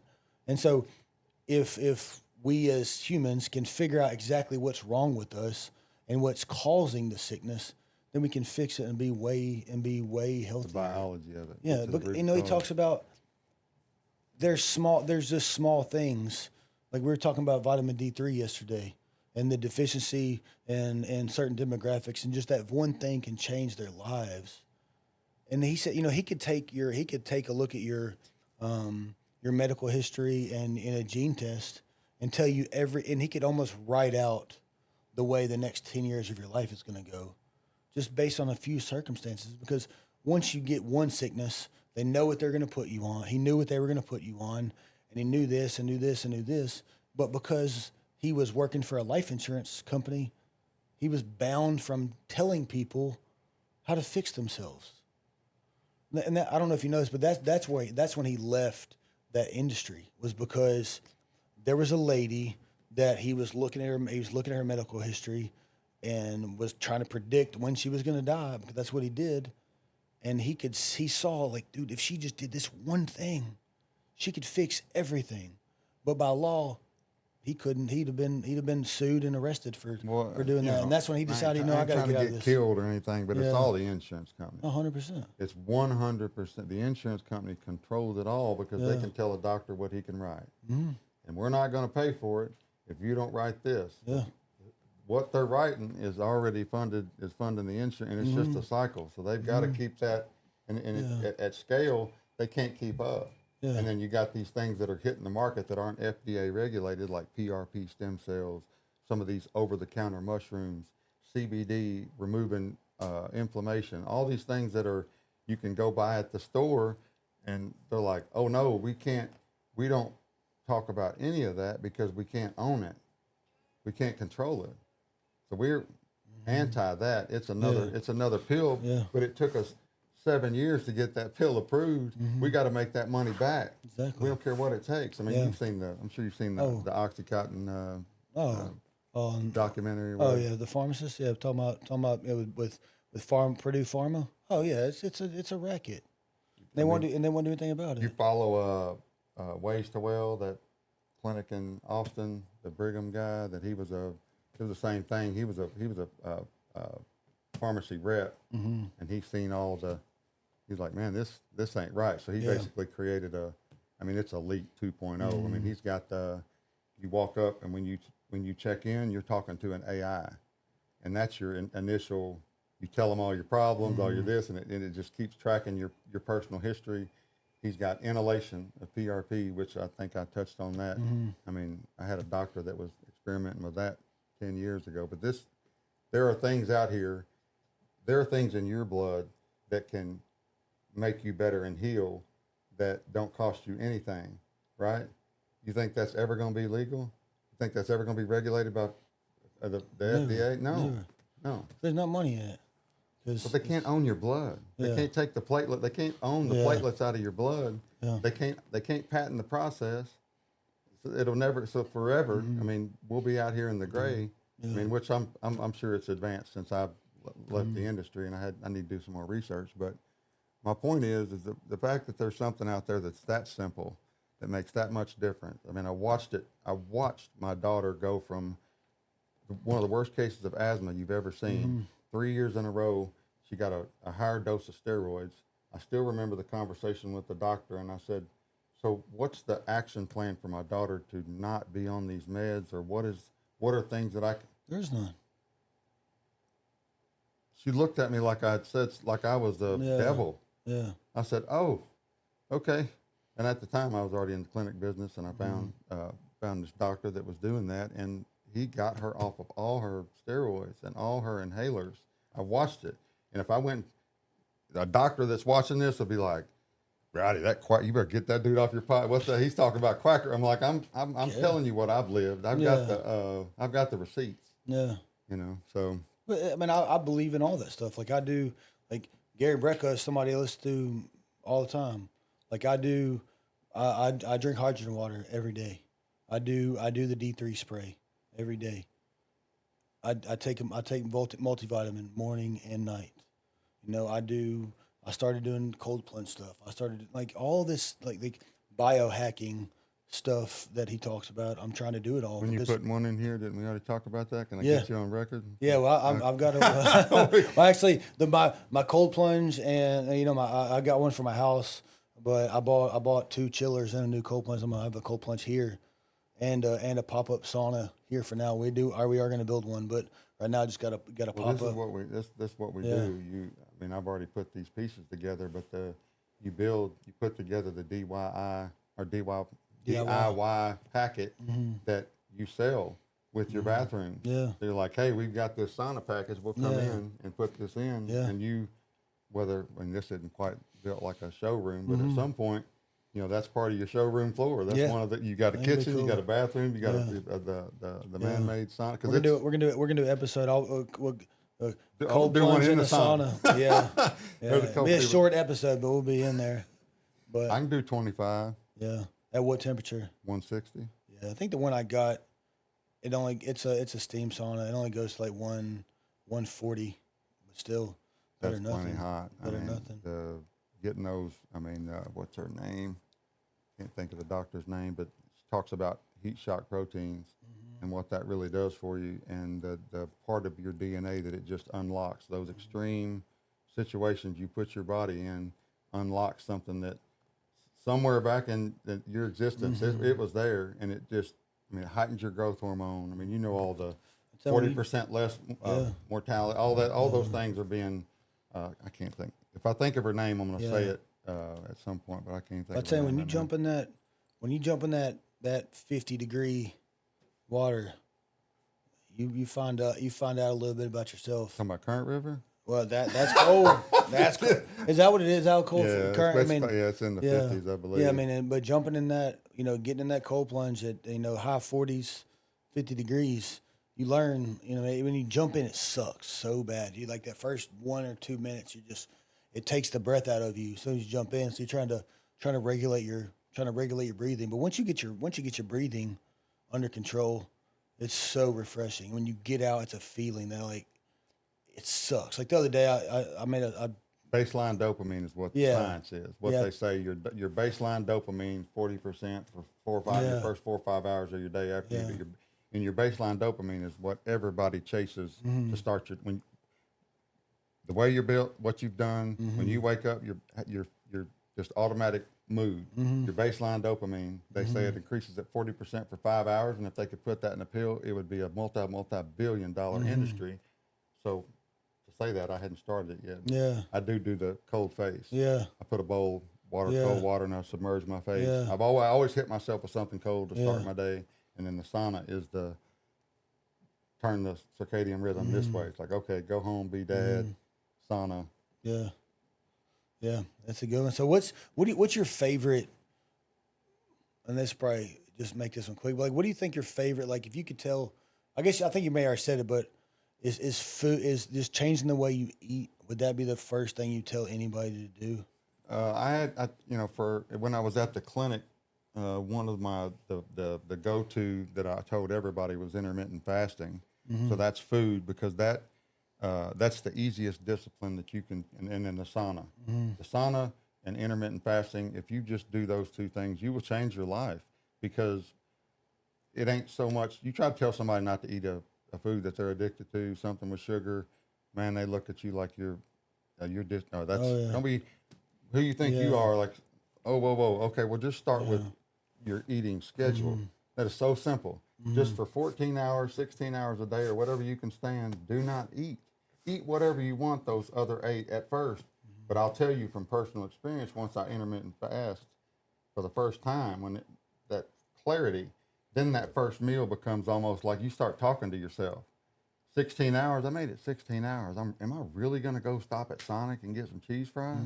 What did I do that for? Because it's all about boosting that metabolism. Yeah. You're boosting your hormones, because Mark Sisson, Primal Blueprint, basically what you're doing when you're fasting, you're heightening your hormones. And from, whether you believe in evolution or creation, to when you get hungry, you hunt. So to hunt, your body naturally heightens its hormones to go hunt. So those heightened hormones are just better for you. And then just like a campfire, if you got a campfire going, do you constantly go throw logs on it? Or is that how you start a fire? No, you start it with kindling. And then you got to adjust to the fire. That's your metabolism. Yeah. If your metabolism's dead from a big old cheeseburger, and then 3-4 hours later you're slamming a Coke and eating another big old carb meal because you're a sugar burner now, you're a carb burner. We're not supposed to be carb burners. Yeah. We're not supposed to eat for energy. Yeah. Throughout existence, we ain't had a refrigerator. Yeah. Our body stores it to fat, turns it to fat, and then we burn that fat. And then we eat a bunch more, and you know what I mean? But that's why our body is, and this new way of eating 3 times a day just doesn't make any sense, and that's why everybody's fat. Yeah. Includes me. It's a, your body's that's the first impression that somebody has of you, and there's a lot of us. I mean, I'm lost a lot of weight and trying to get better, but I've been overweight my entire life, like my whole life, and so I definitely. It's food, though, right? I mean, you're overweight because of food. It wasn't because you were lazy. It wasn't because you didn't. I worked. You stayed busy your whole life. Yeah, I played sports and worked out and everything. It was just food, just poor food choices. So. And you thought in your mind your whole life, I just worked. I got to eat. Yep. Or I'm about to go work. That's what I remember. Like, you got a long day. You better go load up on this biscuit and gravy or a big old bowl of cereal. Get you started. Well, I remember on the way to work, I used to stop and get a double. Like even just years ago, when we were at our other location, like there's a gas station right there by our office, and man, you can talk about the best biscuits and gravy. And I'd go in there every morning to get a freaking double biscuit and gravy with the extra piece of sausage and 2 eggs, and I would smash. That's my favorite food, and I haven't had it in years. Me too. Miss Polly's biscuit and gravy, that would be my thing. Whatever time we cut loose, start drinking, get a little buzz on, and go sit over there and sober up with a biscuit and gravy and go and do it all over again. And that's why I look like a Stay Puft Marshmallow Man. My head looked like it was allergic to something. Yeah. So when did you first realize that personal branding was so important? I know you've been doing it for forever. Oh, I can't wait to tell you the Wheat Robinson story. Yeah. Like he's standing outside of BIP. I think it was Shadows at the time, and we were just sitting there talking, and I don't remember what led to it, but he said, Kelly Potter is a brand.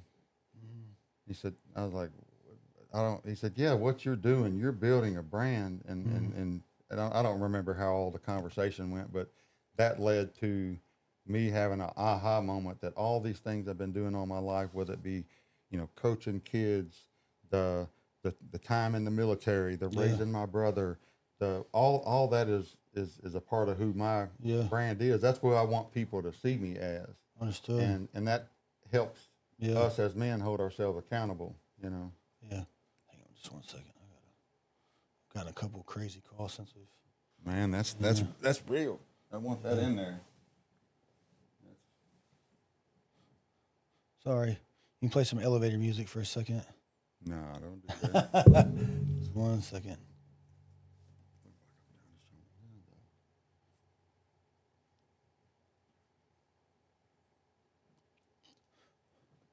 Yeah. So all right, go back to that. So you're, and then so what would you say the core rule is, like the best thing that you've built, or that you've made sure that you've done the entire time that since you started that kind of Best branding thing journey? I ever done, best, if I could just put it into one phrase, would be people are people. Mm-hmm. Best thing I ever did, and one of the biggest dopamine pushes that would ever get me excited or that would carry over would be helping someone make that memory, or someone who didn't expect to get in, who didn't even understand why they were, that I seen potential in them, to give them either an opportunity with work or to let them in the club. That just treating people as people. You know, we're all wearing masks. Yeah. Everybody, that's not who they really are. They're carrying around a mask, and they're trying to be who gets them what they need and what they want. And just knowing that people are people, man. At all. And I'm sure there's a quote out there that I learned that from, but it really resonates with me. Just treat people right, man. If you treat people good, not all of them's going to treat you right. There's going to be, you're going to wear scars of people who take advantage of that, and it's going to hurt, but that's your burden to bear. That's part of building a better man.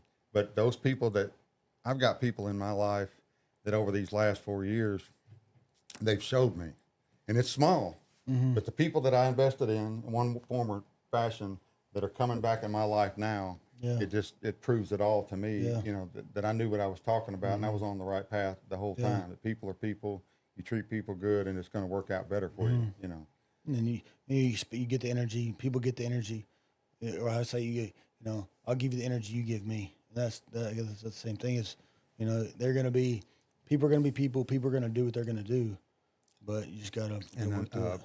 My uncle Larry, he's a hero of mine. He's successful and taking care of his family, and something he always did was, he didn't raise me, but every time he was around me, he noticeably would try to give you a gem.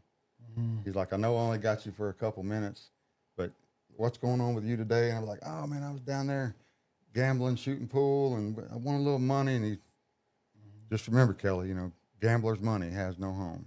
I was like, what's that mean? It's like, well, if you're constantly keeping in the middle and gambling, it's never really yours, is what I took from it. But I do those same things with kids and people in my life. I see them in that moment, and I know I only got you for a few minutes. And one thing he told me, he took me fishing one time, and he's like, started pouring down rain, and give me a minute, I get emotional up. Yeah. And he said, today's your day. Yeah. I said, we ain't leaving. Pouring down rain. I'm like, damn. I always wanted to go to Kentucky Lake. I'd never been on a fishing trip. Never been on a big, I'm the poor kid. I never, we went fishing a lot. My daddy took me fishing. I got to get in a truck and a boat, go this big trip. My uncle get on the lake, and it just, I'm just like, oh man, we're going to leave. He said, we ain't going nowhere. He said, this is your day.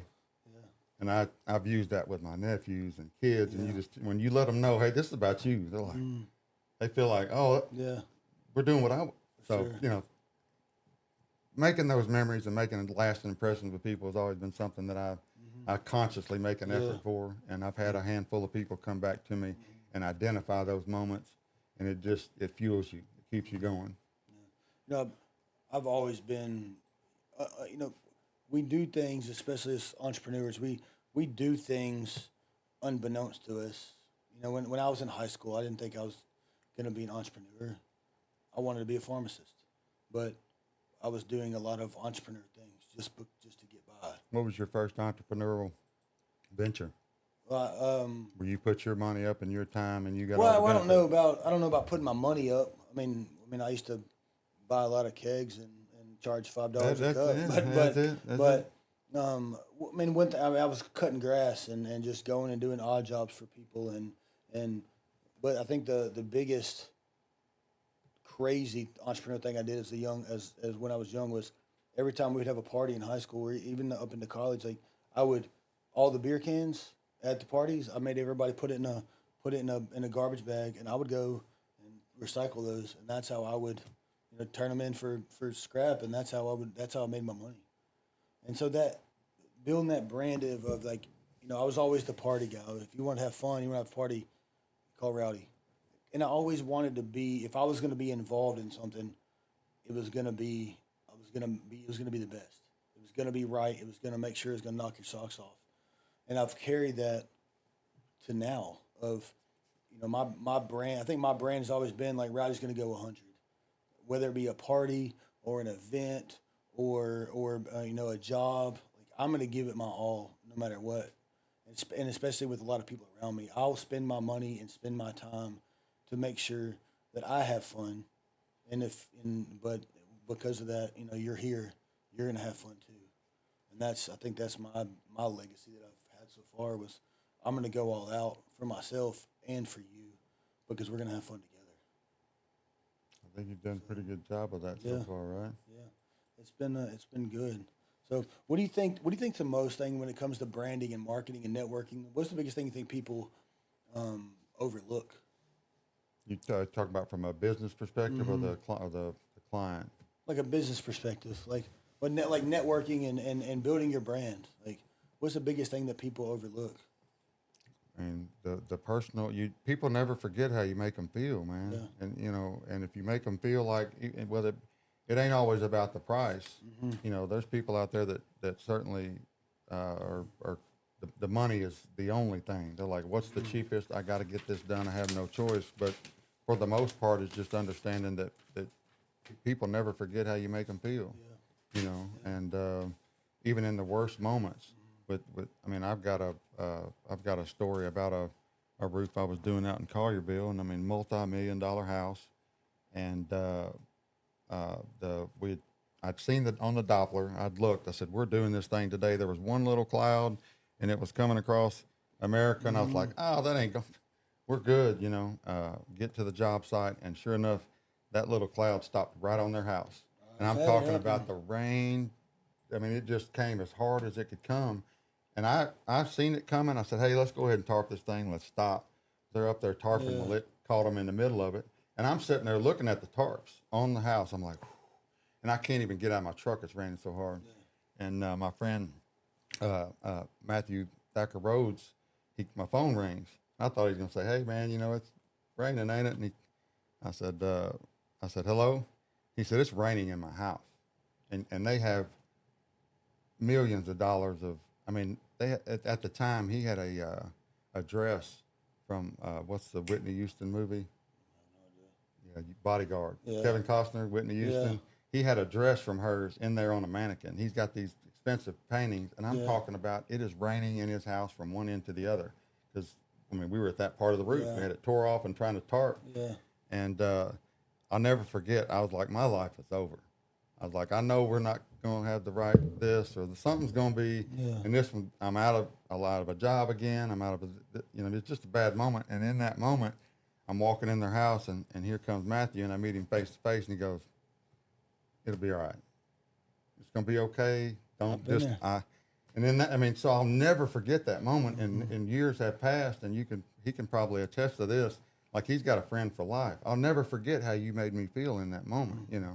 And it just translates to all parts of your life. If you could just back out for a minute and go, "How am I making this person feel?" I got something I'm trying to accomplish here, but is it worth the butterfly effect of me making this person feel like crap? That's good. Yeah, I've had one of those before. One of those no rain, no coming nothing. back. You're like, "There's no coming back." Yeah, but it's funny. Like it was a friend of yours, which was good. But for me, it was my brother. I wasn't friends with him at the time. Oh, yeah. I knew him. We both knew each other from the network, from the club network. But me and Jeremy, he had stopped by the clinic just to see it. But we hadn't done anything. We're both from Missouri. Me and Jeremy are, and we both went to Jonesboro. Then we've been in Memphis all these years and never connected on nothing. That was the first time we ever connected on anything. Yeah. So it was. I didn't know Matthew at all. Yeah, I did. I flooded my brother's house. It was just like that. I remember like it was yesterday. I was at my house, and one of my guys called me because I'd asked him to get some plywood for the job. They needed some decking, and he was at the Wolf Chase Home Depot, and he goes, "Hey man, I don't know if I need to take his plywood over. It's pouring down rain." I was like, "Do what?" And I know my brother lived 3 miles from there. So I was like, that ain't no good. And lo and behold, it rained in his house from one end to the other.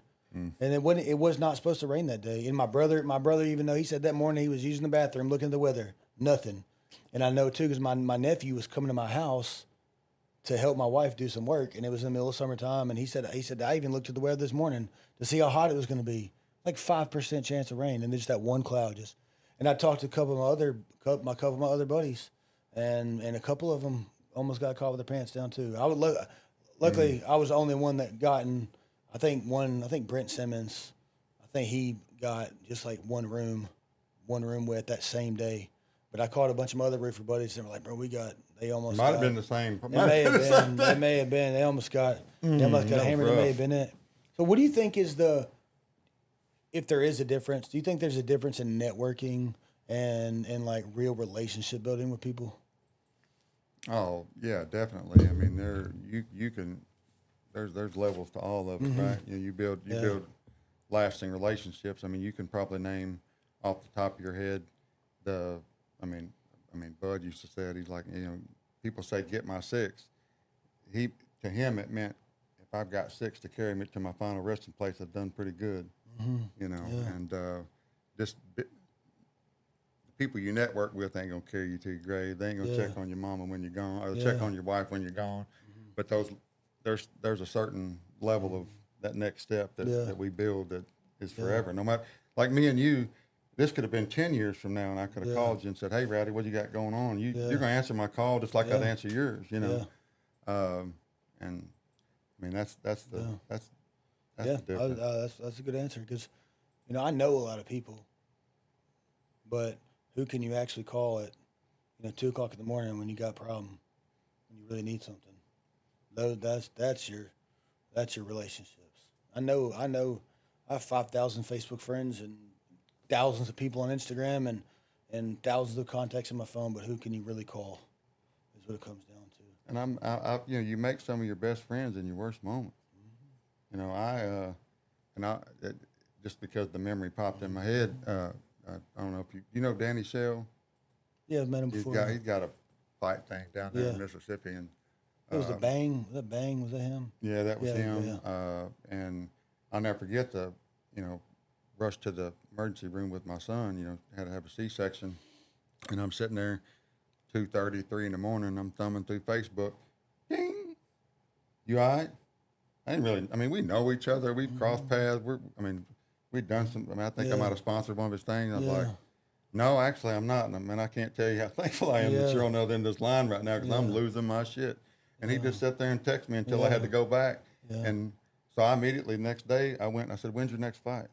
He said, da-da-da-da-da. I said, I need to be there. I need to make sure you count me in. And I come in and I done my thing. And I assessed everybody in there, and I brought him to, like, his camera guy. And I'm like, but he's got me for forever just because in that moment, and people don't understand that. Like I take everything as every time I meet somebody, I'm looking for the next.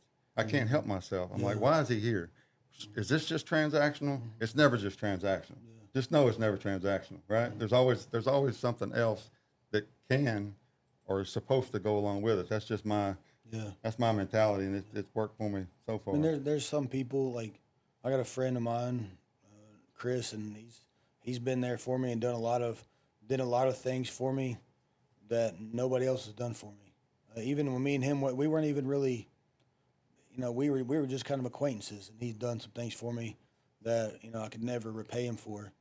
And this, what I'm about to say is it's so stupid. But just last night, I was laying in bed, and I was just about to sleep, and my phone had went off for something else, and I grabbed it and I was looking at it, and I saw him like just a couple minutes before it said, does anybody know an HVAC guy?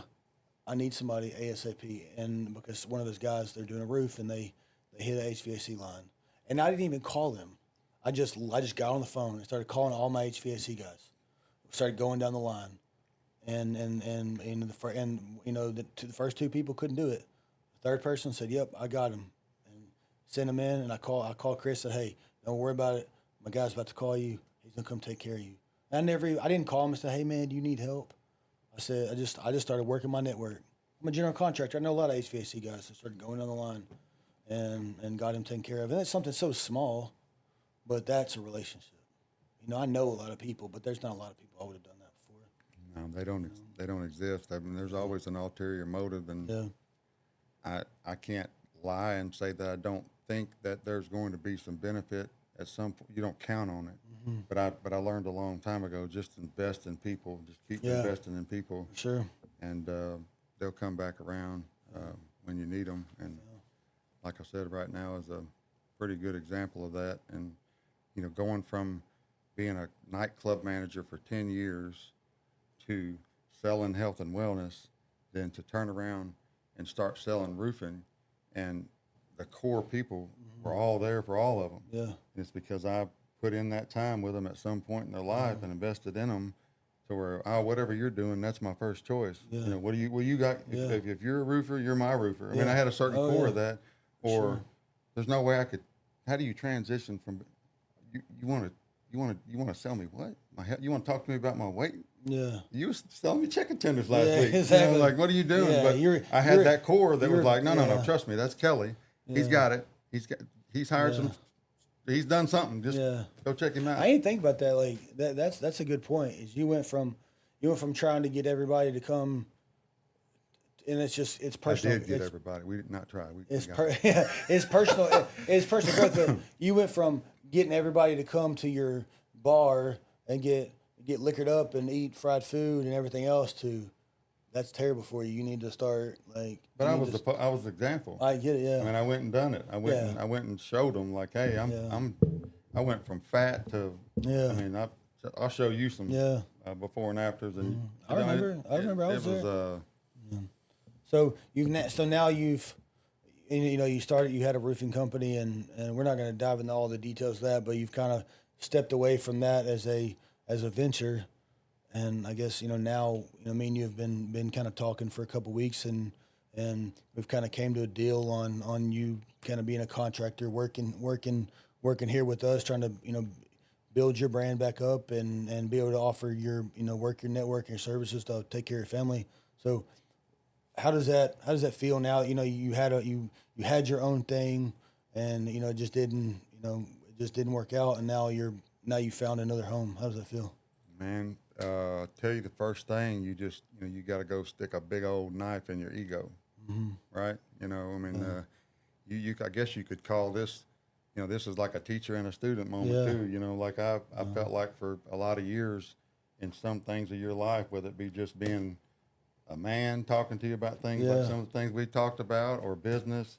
I mean, it was me talking to you, and even though we've had some parallels in roofing and remodeling, I mean, we doing something totally different. I mean, what your core main thing that I've figured out that you're doing here is nothing but opportunity for me. And I mean, there's an education gap, but how does it feel? I mean, I'm excited because I can't paint you a clear enough picture of what the last 4 years can look like, but it almost like I've come out the other side because we're finally getting some normalcy with Pike, and I say that sitting here with 2 hours of sleep because he got up, he got a hold of his game before I could get him back into bed. So we're up, and I got about an hour and a half nap before I came here.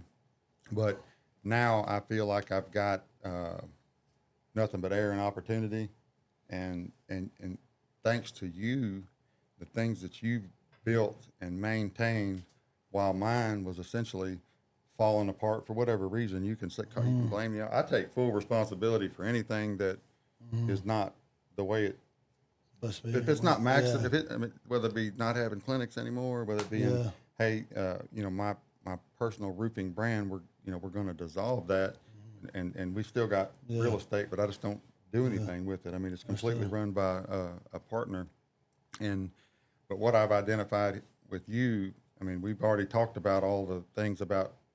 I mean, I want to get up and make money with and for people that I want to make money for. I know what I'm capable of. I know what I'm going to do with this. I know what I'm going to do with this opportunity. I ain't afraid to tell anybody. Like, I'm coming.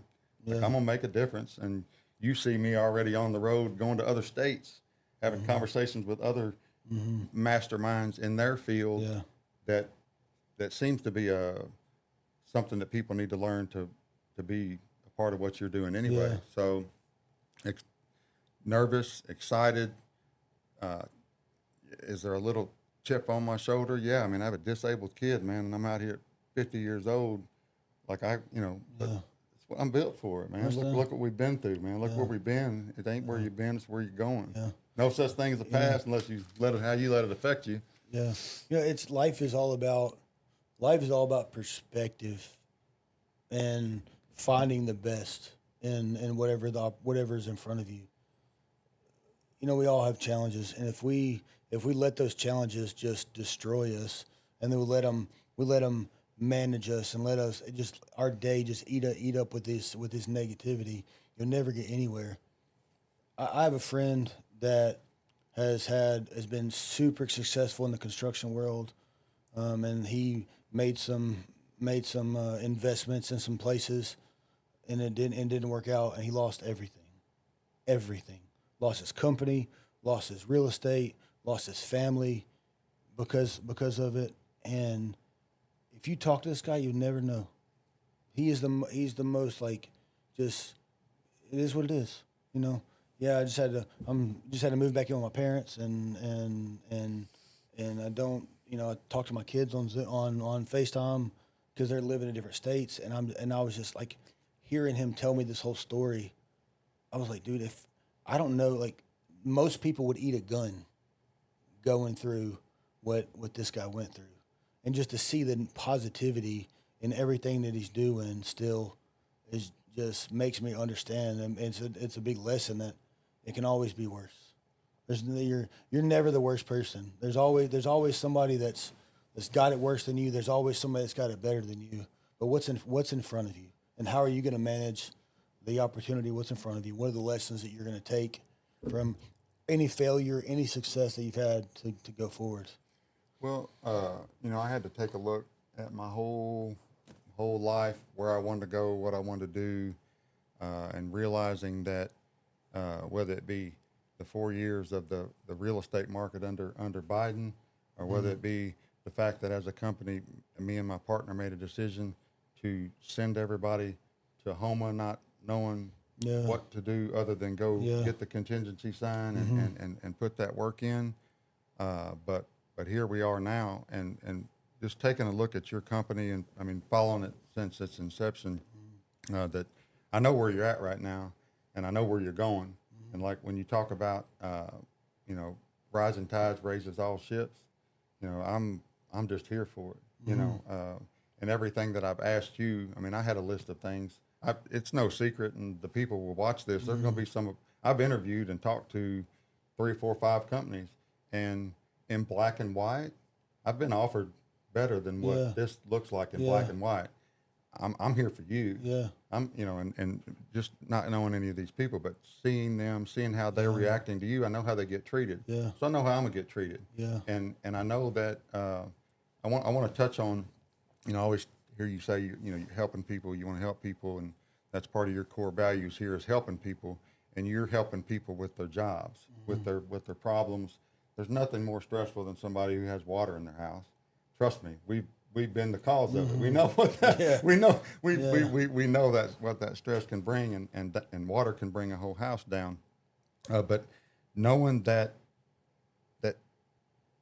your core values line up with my core values as a person, and they also line up with me in business. And I'll give you an example. Things that I've got, other things I've got going on, like the Community Combat Club. And when you say, hey, I want to help people, and then I'm like, hey, well, we got these marketing dollars. How about starting a program that actually helps kids? And what is one kid who doesn't get bullied because of something you provided? What's that worth? No, it's priceless. It's priceless. What's one story of a woman saying, in that moment I thought I was going to get mugged, or he tried to mug me, and I knew what I was doing, and it was because of this program, or the cop that knew how to not shoot somebody because he took. That's where my mentality is, and I know that no matter what, if I keep that in my mind, like we're gonna always have that with whatever business I'm doing. And with this one, I seen day one, I'm looking for your marketing budget. I'm like, okay, what's this dude? Does he have the pie chart, and does he have a percentage for marketing?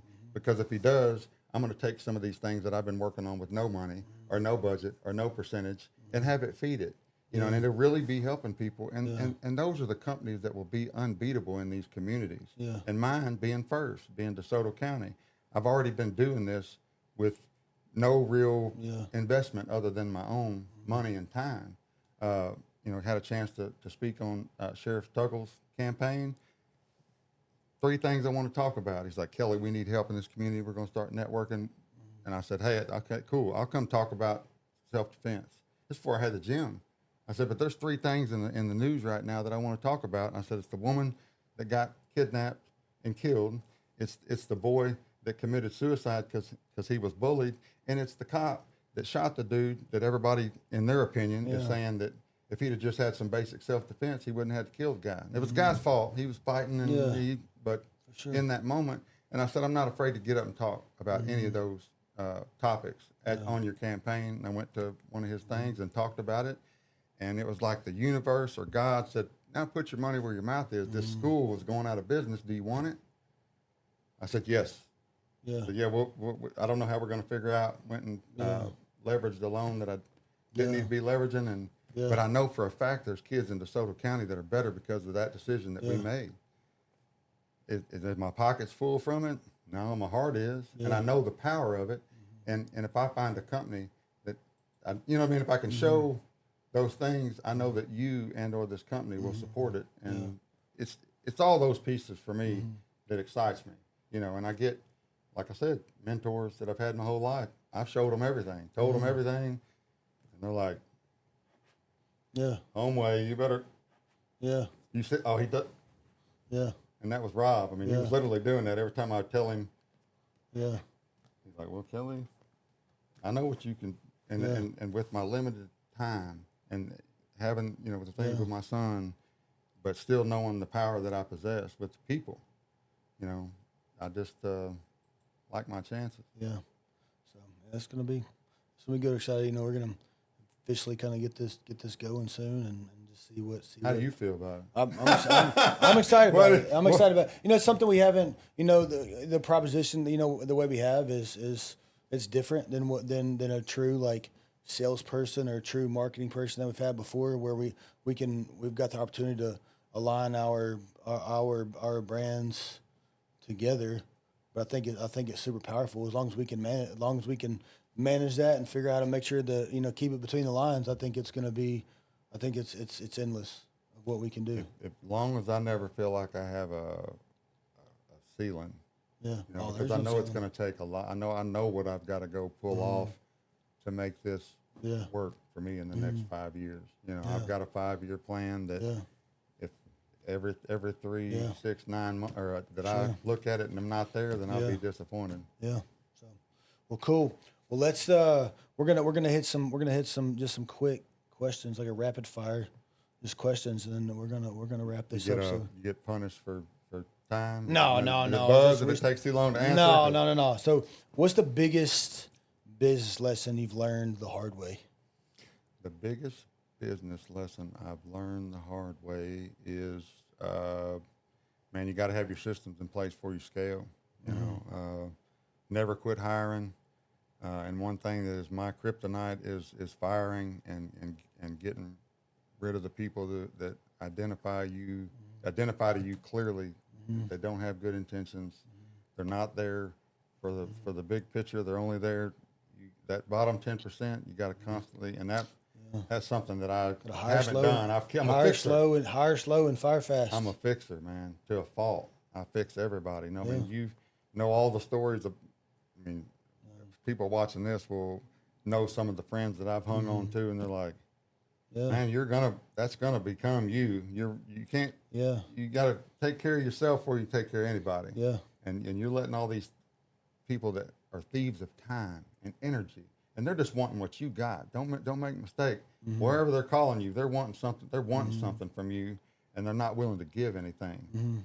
And identifying those problems early on, and when you see them, or when just move accordingly. Those red flags. That's another thing Wheat says all the time to me. He says, move accordingly.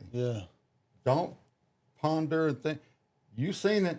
Now don't talk yourself out of it. Don't let that, don't scab it over and let time pass. You see it, move accordingly now. Yeah, for sure. What's your favorite city you've ever visited and why? Favorite city, that's probably going to be in Colorado, probably Colorado Springs, but it's because I have family there. Yeah. You know, I mean, it's a beautiful place, yeah. but the combination of beautiful and the family that we don't get to see, it'd probably be. Is that in America? You're asking for us? No, period. St. Martin was Yeah. nice. I've only been on the Caribbean. I've ever been to went to Punta Cana, but I imagine it all kind of looks the same down there. St. Martin has some of the coolest, calmest beaches for families, like little coves. And then on the other side is where the plane flies over and everybody's got their shirts off. And, letting the jets blow them back. No. So it has a little bit of That's everything. crazy. That's wild. What's one health hack? I think you probably answered. What's one health hack that you think every man should do? Definitely the intermittent fasting for sure. And the sauna, cold plunge. I mean, I know that's all cliche, but I want to make sure and drive that home for anybody listening. If you have the discipline to, you don't have to physically go run and do all those things. If you can add those three things, that momentum that you get is so quick and so the brain. All those three things affect brain function, and you would just be smarter and make better decisions about your other habits. And that would be the three things that I would. That's good. Nutrients. You know, that would be the next thing. Make sure you have the. So we've kind of talked about, what's next for you, work. Like what's the next thing you're looking at? And I think it's the gym, but what's the next thing you're passionate about outside of work? Outside of work,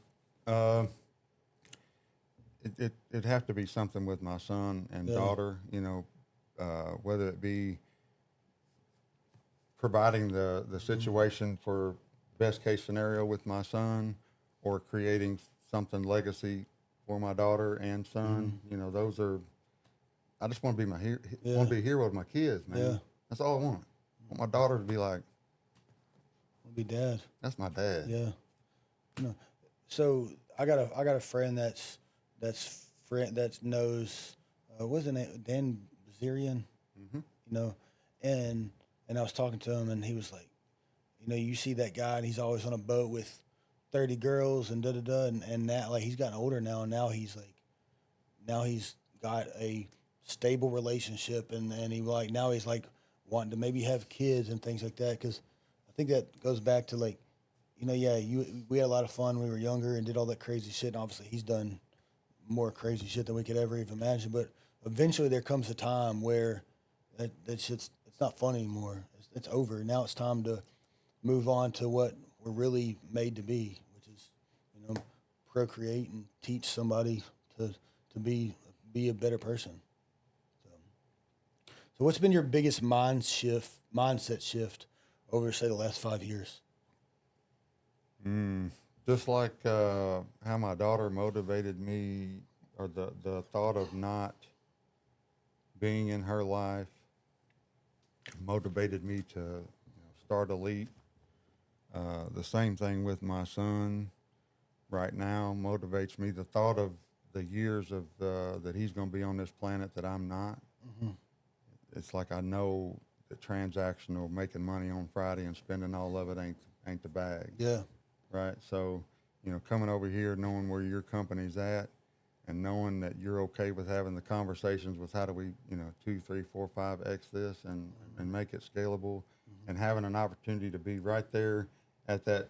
You're at this. I mean, this is what I feel like your company's at right now. Pot's about it is. Yeah. I'm there. I'm there to catch some of that hot water. I like it. So, and man, every conversation I'm having and every place I'm going, I mean, I'm dropping that. Hey, this is my plan. I mean, last night I was on the phone till midnight with one of my other mentors, a close friend, Wheat, and I was laying it out, and I said, Wheat, I just need you to listen to me.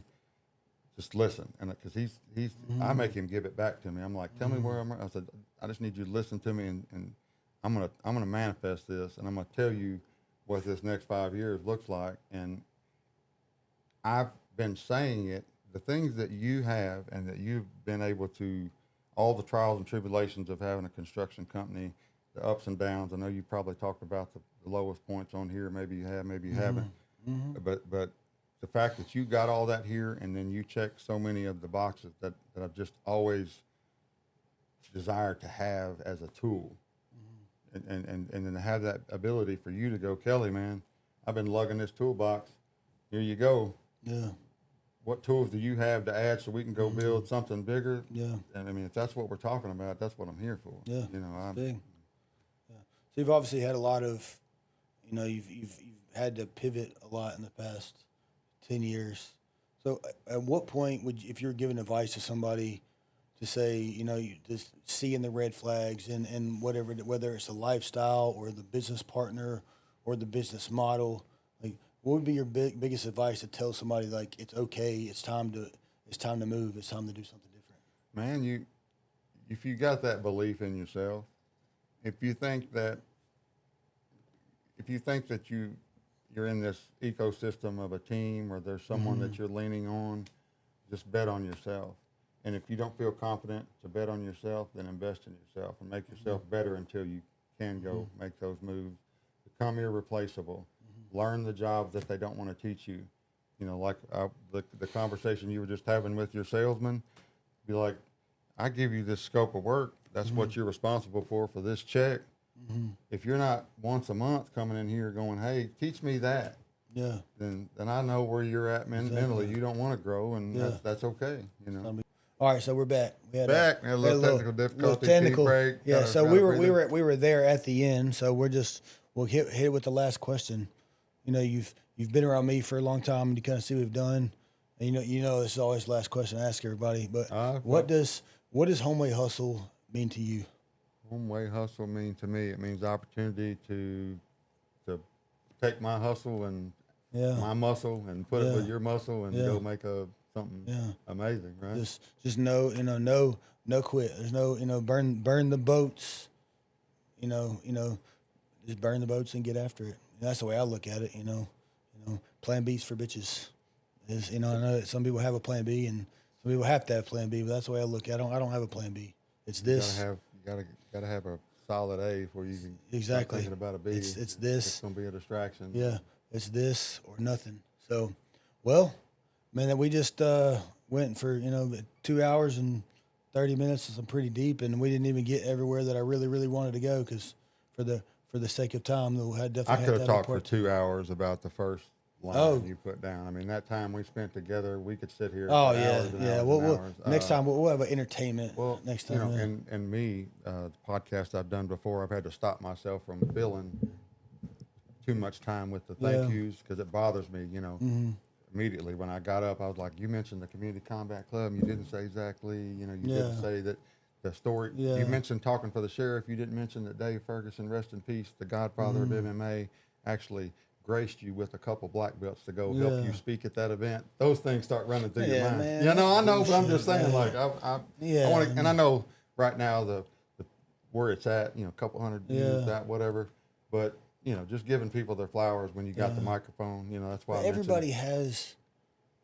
You can't think like. If I had to sit here and say who's everybody that got me here today, like how do you write that down? How do you write down or thank every single person that gave you something here and there? Because I don't know. Like you thank them with your success. Yeah, and because like you could, I was thinking about it this morning about some really big jobs that I've gotten, and I went down the pipeline of how especially like the referrals that we got, and I went down the pipeline of all right, I got a job. I got a $900,000 job right now that we're doing. And I was like, well, where did I get that job from? Well, I got that job from another customer that we did a really big job in her neighborhood. Well, how did I get her? Well, I got that job from a plumber because I did stuff from, I got that plumber because he came to my house and he did a really good job on some stuff in my house. And then I was like, I really like this guy. I want to partner with him. And my truck detailer was at my house, and he was asking about getting his truck detailed. So the guy set up an appointment to get his truck detailed, and I told Mark, I said, hey, do not charge him. Send me the bill for this truck detail. And he got done with the truck detail, and the guy was like, why did you do that? I was like, I want to take care of you. You did a good job for me. I want to take care of you. And just so that me getting somebody's truck detailed has won me a couple $1 million in business, because it all goes down to that one thing. And just like you said, we'll full circle this up. What did you say earlier? It's how you make people feel.